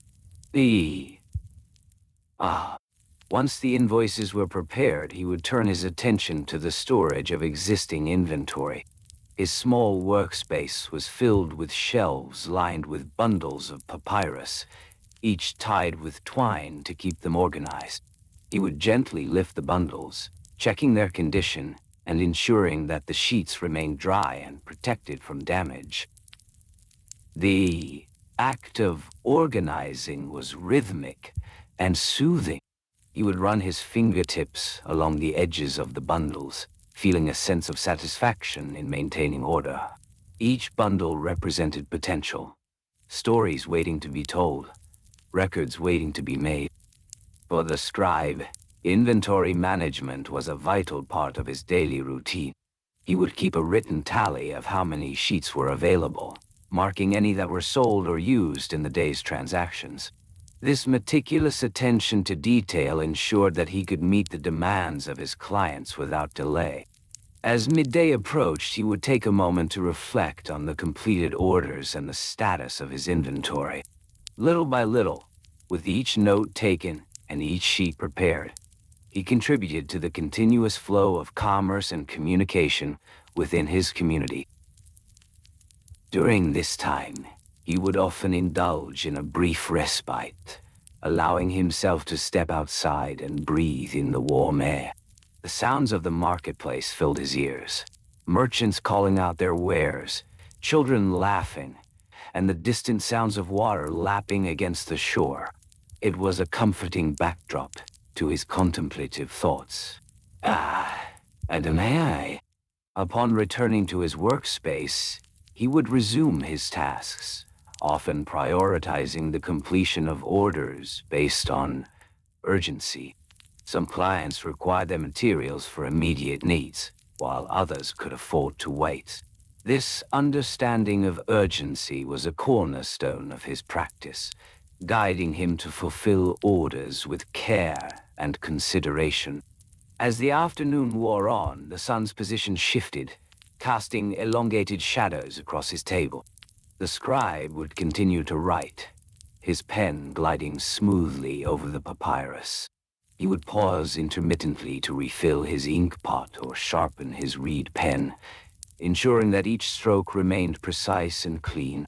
The act of writing became a meditative exercise, a gentle cadence of thought and motion. When a client returned to collect their order, he would greet them with a smile, presenting their papyrus and invoices with respect. This exchange, characterized by understated formality, reinforced the bonds of trust between the scribe and his clients. He understood the significance of these transactions, and he took pride in facilitating the communication between individuals, creating a small but vital thread in the tapestry of their lives. With each completion of an order, he felt a sense of accomplishment, a soft warmth spreading through him. The predictability of the process, the gentle rhythm of preparation and fulfillment, offered a sanctuary from the chaos of the world outside. Little by little, he embraced the comfort of his routine, knowing that each day would bring similar tasks, similar interactions, and a soothing reassurance that he was an integral part of a larger community. As the day began to wind down, he would make notes of any remaining orders to be fulfilled the following day. This nightly ritual helped him prepare mentally for the next cycle of his work. He would take a final look around his workspace, ensuring that everything was in its rightful place, ready to greet the new day. And so, as dusk settled, he would extinguish the oil lamp once more, watching as the light diminished, just as the day had. The gentle quiet of the evening enveloped him, a reminder of the peace found in simplicity. Each task, each order, each interaction became a part of a soothing melody, lulling him into a restful state, preparing him for the promise of tomorrow. As the dawn broke over the horizon, the soft light began to filter into the Papyrus workshop. It was a new day, filled with the promise of routine and the gentle hum of activity. The air was filled with the earthy scent of the papyrus reeds, freshly harvested from the banks of the Nile. Each stalk was a promise, a potential sheet of writing ready to carry thoughts and stories. The first task of the day was to inspect the inventory, to ensure that the right amounts of materials were at hand. He would begin by counting the papyrus sheets, carefully stacked in neat piles.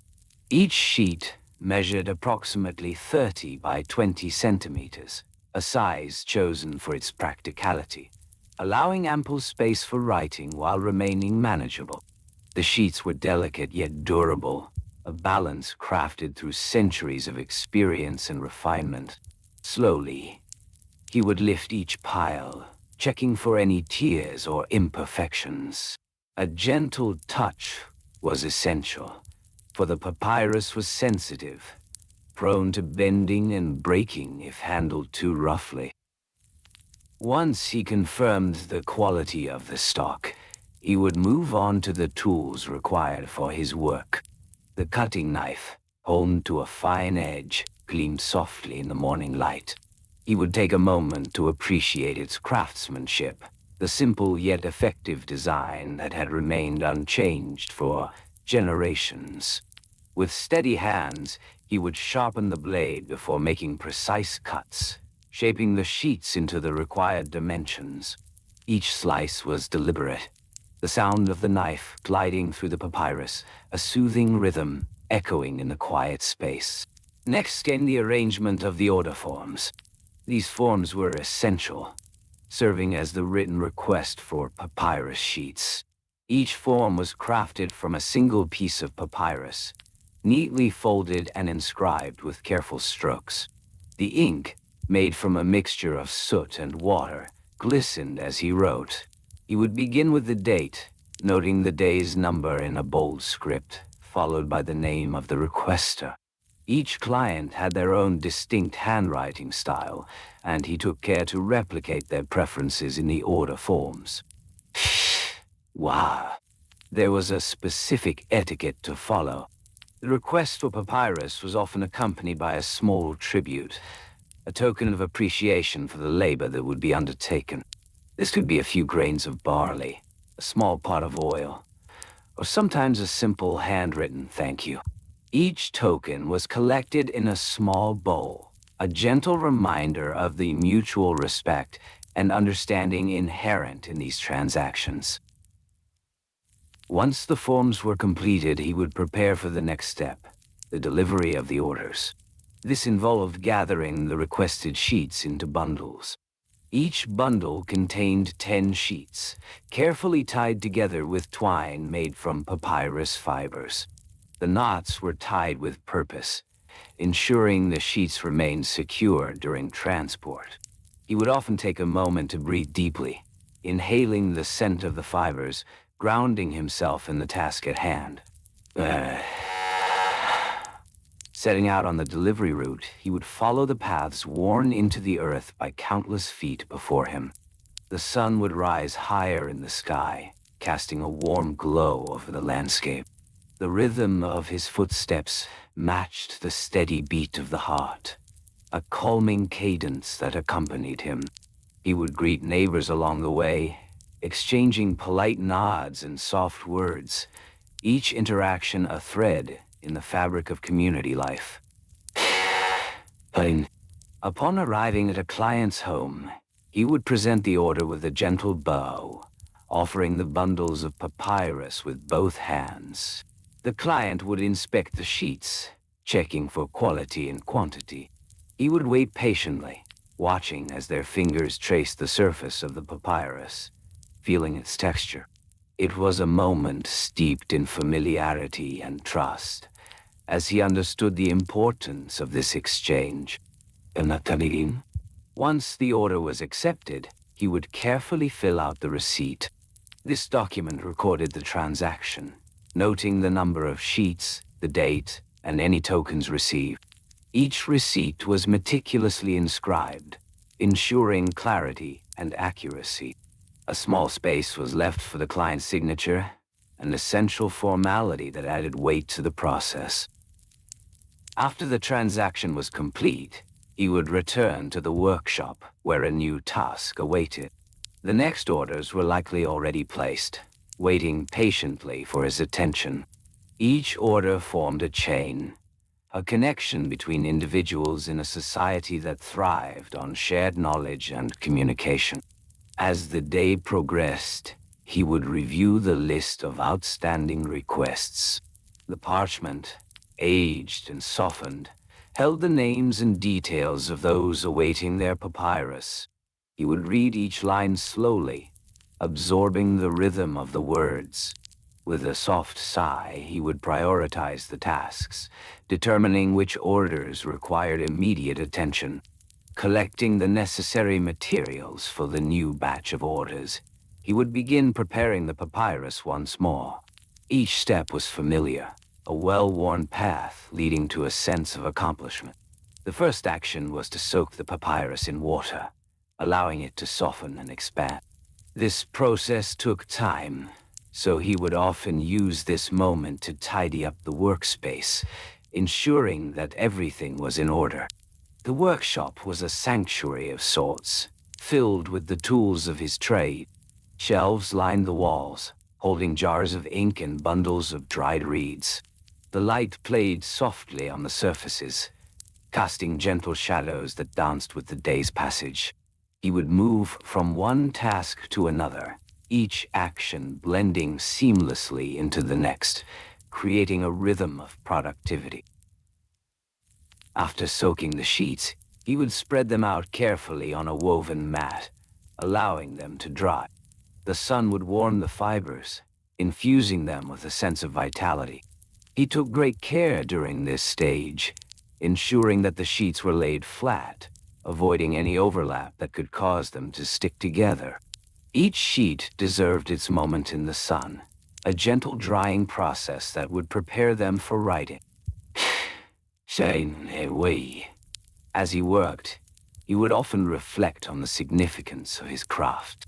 Papyrus was more than a mere writing surface.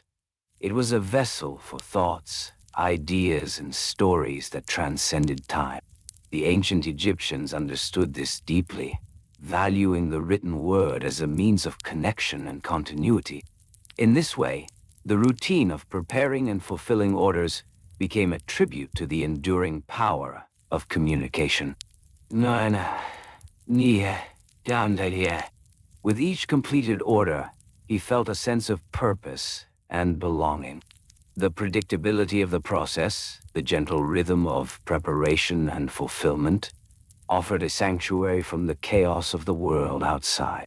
Little by little, he embraced the comfort of his routine, knowing that each day would bring similar tasks, similar interactions, and a soothing reassurance that he was an integral part of a larger community. Ah, pas de gauche. As the sun began to rise higher in the sky, the papyrus merchant would gather his tools, preparing for yet another day of fulfilling orders. His workspace consisted of a sturdy wooden table, worn smooth by years of careful usage. Upon this table lay an array of instruments, each with its own purpose, each playing a vital role in the meticulous process of preparing papyrus for his customers. He had a sharp knife, its blade gleaming softly in the warm light, used to slice the reeds into precise strips. The knife had a comfortable handle. It fit snugly in his hand, providing a sense of control and confidence as he worked. Beside the knife, a small wooden ruler laid flat, marked with fine lines, each representing a specific measurement. The merchant relied on this ruler to ensure that every strip of papyrus was uniform in size. He would measure each reed carefully, aiming for a length of about 30 centimeters, a standard size that had been established over generations. With every cut, he felt the gentle thrum of routine, a reassuring rhythm that guided him through his tasks. Each strip was then placed in a basin of water, allowing it to soak for a few moments. This soaking softened the fibers, making them pliable and ready for the next stage of processing.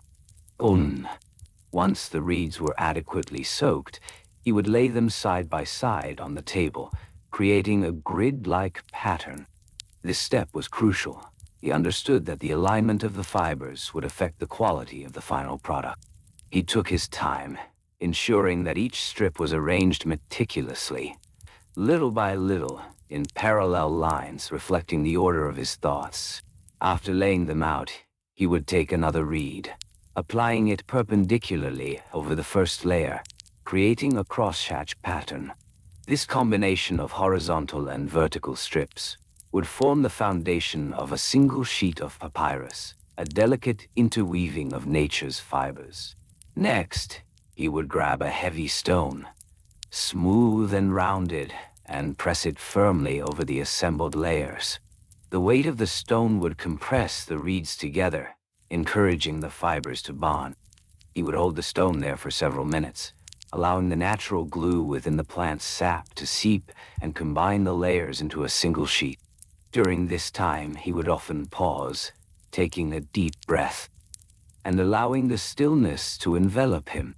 The gentle pressure of the stone against the papyrus was a reminder of the patience required in his craft. Now, Isar. After enough time had passed, he would carefully lift the stone, revealing the newly formed sheet of papyrus beneath. This sheet would then be transferred to the sun, laid flat on a drying mat woven from reeds. The mat was an extension of his workspace, designed to allow air circulation while keeping the sheets from sticking to the ground.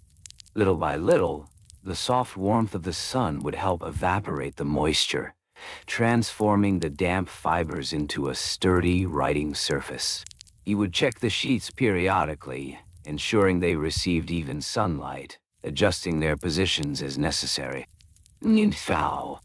As he worked, he maintained a mental inventory of his supplies, calculating how much papyrus he had on hand and how many orders remained to be filled. The merchant recorded each transaction meticulously, using a small wooden tablet and a stylus to note down the details. He would write the name of the client, the quantity requested, and the agreed-upon price. This price was often determined by the size and quality of the papyrus, measured in units known as deben. A single sheet might sell for a modest amount, perhaps 2 deben, while a larger roll could cost significantly more. The system of exchange was simple yet effective, relying on trust and clarity. Once he had filled an order, he would carefully package the papyrus sheets, wrapping them in soft linen cloth to protect them during transit. This was an important step, as the transport of papyrus was a delicate affair. He understood that a single tear could render a sheet unusable, a loss that both he and his clients sought to avoid. With great care, he would tie the package with twine, ensuring it was secure yet easy to open upon arrival. After preparing the orders, he would set aside time to restock his supplies. He kept a close relationship with local farmers who grew papyrus along the banks of the Nile. Every few weeks, he would make the journey to their fields, a slow and gentle walk beneath the shade of palm trees. The path was familiar and predictable, offering him a sense of calm as he anticipated the arrival of fresh reeds. The farmers would greet him warmly, their faces weathered by the sun but their spirits high. They would discuss the quality of the latest harvest, sharing stories of the growing season, while he selected the finest reeds for his shop. Iliomenti, Yewa. Back at his stall, he would store the newly acquired papyrus in a shaded area, away from direct sunlight to prevent any deterioration. He arranged the reeds in neat bundles, tying them with soft strips of cloth. This organization was essential. He knew that the first step in fulfilling an order was having the right materials readily available. Each bundle would be labeled, marking the date of acquisition and the type of reed, ensuring he could easily locate what he needed when the next customer arrived. As the day would come to a close, he would reflect on the various interactions he had experienced. Customers would come and go, each with their own requests and queries. Some would seek guidance on the best types of papyrus for specific writing tasks. Others would inquire about the recommended thickness for scrolls intended for long-term storage. He took pleasure in sharing his knowledge, guiding them gently through the nuances of papyrus selection. Bill, the merchant understood the importance of etiquette in these exchanges. He would greet each customer with a warm smile, making eye contact and listening intently to their needs. He believed that establishing a rapport was essential for ensuring satisfaction and loyalty. Each interaction was a small ritual, a dance of words and gestures that fostered trust and companionship. With each passing day, he settled into the rhythm of his life, finding comfort in the repetition of tasks, the predictability of interactions, and the gentle assurance of the materials he worked with. In this way, the papyrus merchant embraced his role within the larger tapestry of ancient Egyptian society. He was more than a mere tradesman. He was a steward of knowledge, a facilitator of communication, and a keeper of a craft that had endured through the ages.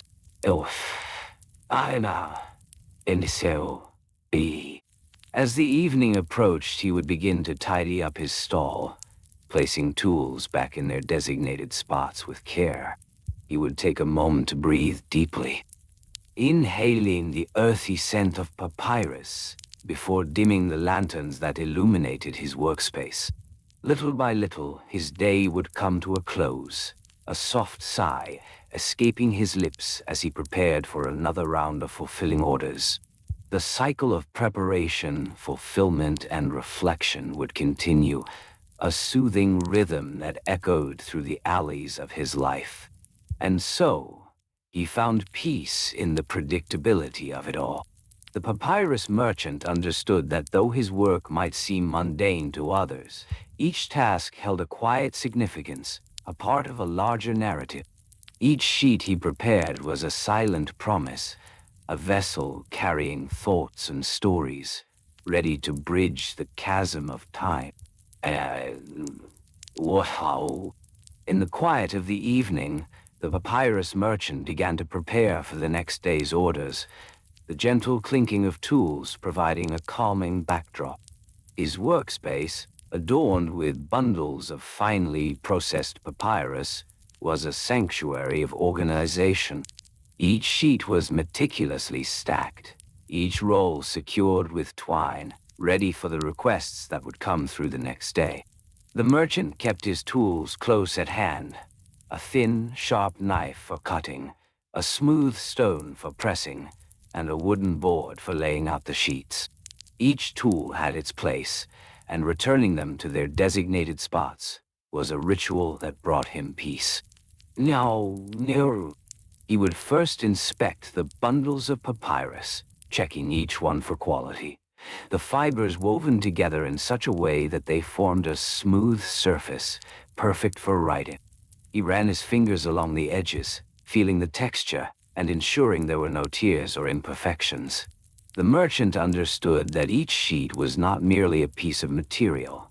It was a canvas for thought, a blank slate awaiting the ink of a scribe.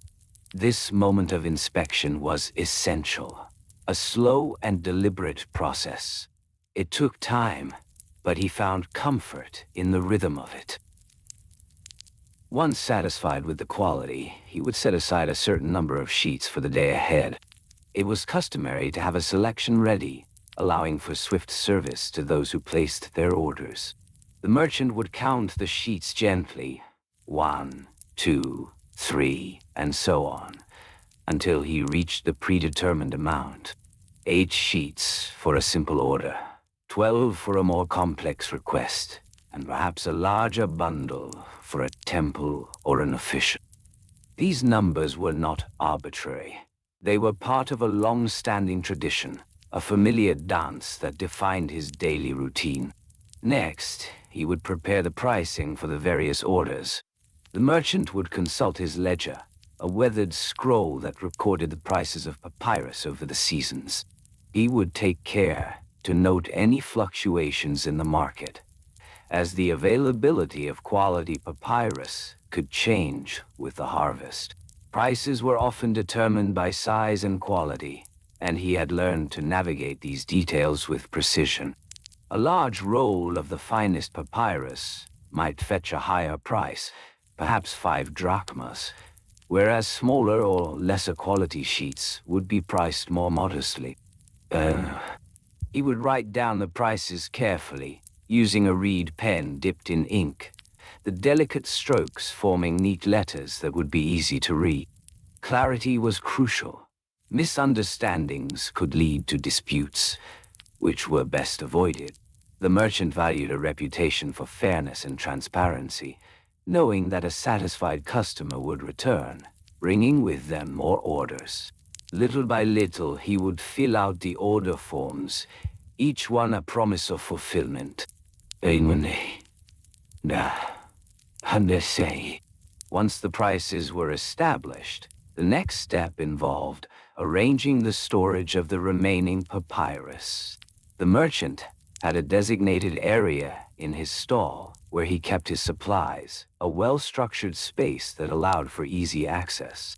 He would gently place the leftover bundles in their rightful spot, stacking them carefully to avoid crushing the delicate sheets.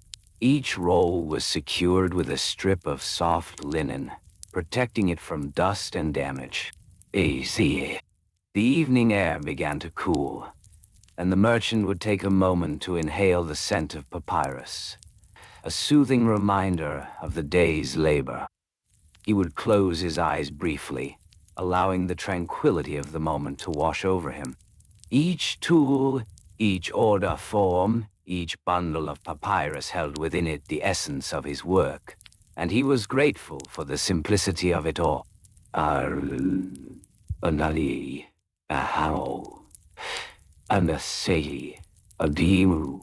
As he settled into a gentle routine, the merchant would prepare for the arrival of customers. He would ensure his stall was presentable, adjusting the lanterns to create a warm and inviting glow. The soft light danced upon the papyrus, highlighting its texture and inviting those who passed by to stop and take a look. It was a quiet waiting game. He knew that customers often came at specific times, drawn by the rhythm of their own daily lives. At dawn, the first customers would arrive, likely scribes in need of fresh supplies. They would approach with a sense of purpose, bringing with them their own requests, often detailed and specific. The merchant welcomed them warmly, acknowledging each with a nod and a smile, creating a comfortable atmosphere for transactions. He would listen patiently as they described their needs, making mental notes and preparing to fulfill their requests. Hey, after gathering all necessary details, the merchant would write out each order, ensuring that nothing was overlooked. He understood the importance of clear communication and the value of each individual's needs. The careful notation would include the number of sheets required, the type of papyrus, and any additional requests, such as the desired dimensions or special treatments. The merchant had learned to be thorough, knowing that even the smallest detail could affect the outcome. Once the orders were documented, he would take a moment to review them. Each form represented a commitment, a promise to deliver quality materials in a timely manner. This practice of double-checking was not merely a formality. It was a crucial part of maintaining trust with his customers. After the orders were confirmed, the merchant would gather the required sheets, carefully cutting them to the requested sizes with his sharp knife. The rhythmic slicing of papyrus, a soft whisper against the air, was a calming sound that accompanied his work. He would place the sheets in neat stacks, ensuring that they were aligned perfectly before securing them with twine. Each bundle was then carefully labeled, the names of the customers inscribed in his neat handwriting. As the day progressed, he would engage in light conversation with his patrons, sharing in the mundane joys of life in ancient Egypt. He learned about their projects, their ambitions, and their stories. Each exchange was a thread in the fabric of his day, adding richness to the otherwise simple transactions. The merchant found solace in these interactions, each one reinforcing the importance of his role within the larger community. At the end of the day, the merchant would tidy his stall once again, reflecting on the transactions, the interactions, and the stories shared. He would carefully roll any remaining sheets, returning them to their storage area, ensuring that everything was in order for the next day. The rituals of preparation, fulfillment, and reflection created a soothing rhythm, a calming cadence that marked the passage of time in his life. As twilight descended upon the village, the lanterns glowed softly, casting a gentle light upon the papyrus. The merchant would take a moment to breathe deeply, inhaling the familiar scent, feeling the weight of the day lift from his shoulders. He would close his eyes, allowing the quietude of the evening to envelop him, a serene conclusion to the predictable cycle of his day. In the quiet of the evening, as the last customers of the day meandered through the market, the merchant prepared for the next morning's transactions with a methodical grace. He would begin by organizing his tools, ensuring that everything was in its rightful place. With steady hands, he arranged the reed pens, each one carefully crafted from the soft, flexible stems of the papyrus plant. The pens, with their fine tips, were essential for the precise writing that his customers demanded. Next, he would gather the ink pots, made from small clay vessels that he had shaped and fired himself. The ink, a mixture of soot and water, had to be just right, not too thick, so that it flowed smoothly, not too thin, so that it left a mark of lasting clarity. He would take a moment to examine each pot, tilting them gently to assess their contents. If any needed refreshing, he would prepare a new batch, carefully measuring the ingredients. The process of making ink was a ritual of its own, requiring patience and attention to detail. Once the tools were in order, the merchant turned to the papyrus sheets. He would begin by counting them, ensuring that he had enough to meet the demands of the following day. Each sheet was measured with care. Typical sizes ranged from a small scroll of approximately 10 palms in length to larger sheets that could extend up to 30 palms. He would stack them neatly, arranging them according to size for ease of access. The merchant understood the importance of presentation. A well-organized stall attracted more customers. Hence, he would lay the sheets in a fan-like arrangement, the edges aligned perfectly, displaying their varying shades of cream and light brown. He often found that the subtle differences in color could influence the choices of his patrons. While preparing, he recalled the prices he had set for each type of papyrus. The smaller sheets, often used for brief notes or personal messages, were priced modestly at 1 copper coin each. The larger sheets, suitable for official documents or literary works, commanded a higher price of 5 copper coins. He would mentally recite these prices, ensuring that he was ready for any inquiry. As he organized his wares, he reflected on the etiquette of the market. Customers would approach with varying degrees of formality. Some would greet him with a simple nod, while others would engage in friendly banter, asking about the quality of his papyrus. He had learned to respond in kind, matching their tone and demeanor. A warm smile and a polite inquiry about their needs often eased any tension, creating an atmosphere of mutual respect. Throughout the day, he would process orders with a calm efficiency. When a customer requested a specific size or quantity, he would gently guide them through the options available. We have small sheets for brief notes, or larger ones for more substantial writing, he would say, allowing them time to consider their choices. Once the order was placed, he would take his time preparing it, measuring each sheet with precision. He often used a simple tool, a straight edge, to ensure clean cuts. This tool, a piece of wood with a smooth edge, was indispensable in his daily routine. It allowed him to create uniform sheets, each one a canvas for the thoughts and ideas of his patrons. Carefully, he would cut the papyrus, the sound of the blade against the material a soothing rhythm. Each slice was deliberate, each movement practiced and steady. He would place the finished sheets into a soft cloth bag, ensuring they were protected from the elements and ready for transport. The act of packing was as calming as the cutting, a rhythmic sequence that brought a sense of satisfaction. When an order was complete, he would present it to the customer with a gentle flourish, a subtle invitation to inspect the quality of the work. He would encourage them to feel the texture of the papyrus, to appreciate its smoothness, and to admire its natural fibers. This interaction was part of the ritual, reinforcing the bond between merchant and patron. Occasionally, a customer would return with a request for additional sheets or perhaps a revision of their order. The merchant understood that the process of requesting writing material often involved adjustments.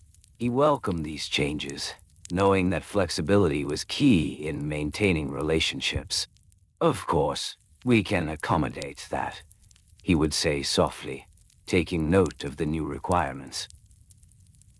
He would then update the order form, a small piece of papyrus on which he recorded the details of each transaction. The form included the customer's name, the specifics of their request, and the date for pickup. This task required meticulous attention, as any error could lead to confusion. The merchant prided himself on his accuracy, ensuring that each form was filled out clearly, with no smudges or unclear markings. At the end of the day, he would reflect on the forms he had completed. Each one was a testament to the day's work, a record of the exchanges that had occurred. He would file the forms in a wooden box, organized by date and customer name. This was an essential part of his routine, a way to keep track of his business and ensure that nothing was overlooked. As twilight deepened, he would finally clean his workspace, putting away the tools of his trade. The ink pots were washed and set to dry, while the reed pens were stored in a designated spot, ready for the next day's tasks. He had learned to appreciate this winding down period, a time for tidying up and preparing for tomorrow. The predictable nature of his work provided comfort and stability. With everything in its place, he would take a moment to breathe deeply, feeling the satisfaction of a day well spent. The merchant would reflect on the simple yet profound nature of his role. He contributed to the lives of those around him, providing them with the means to communicate, to express their thoughts, and to document their stories. Little by little, he helped weave the tapestry of their daily lives. As he settled down for the night, the soft glow of the lanterns flickered gently. The merchant's mind would wander through the hours gone by, recalling the faces of his patrons, the words exchanged, and the simplicity of their requests. The routine was predictable, yet each day brought its own small joys and challenges. Slowly and gently, he would drift into a peaceful slumber, ready to rise and begin the cycle anew. In our gentle exploration of ancient Egyptian papyrus order forms, we meandered through the soothing landscape of meticulous bureaucracy. We observed the delicate details of how scribes meticulously crafted requests for writing materials, often revising, adjusting, and ensuring every nuance was captured with precision. The rhythms of their daily routines, the careful measurements of papyrus, and the gentle flow of ink across the surface all painted a picture of a world where patience and repetition reigned supreme. We imagined the quiet rooms, filled with the soft scratch of reed pens and the rustle of scrolls, where the bureaucratic abyss unfolded, little by little in the stillness of time. As you settle into this peaceful night, let your body rest and your mind drift softly, knowing that order, even in its most mundane forms, brings a sense of calm. If you enjoyed this journey, please consider liking, subscribing, or leaving a comment. And remember to turn on loop so these soothing stories can play on repeat. Wow.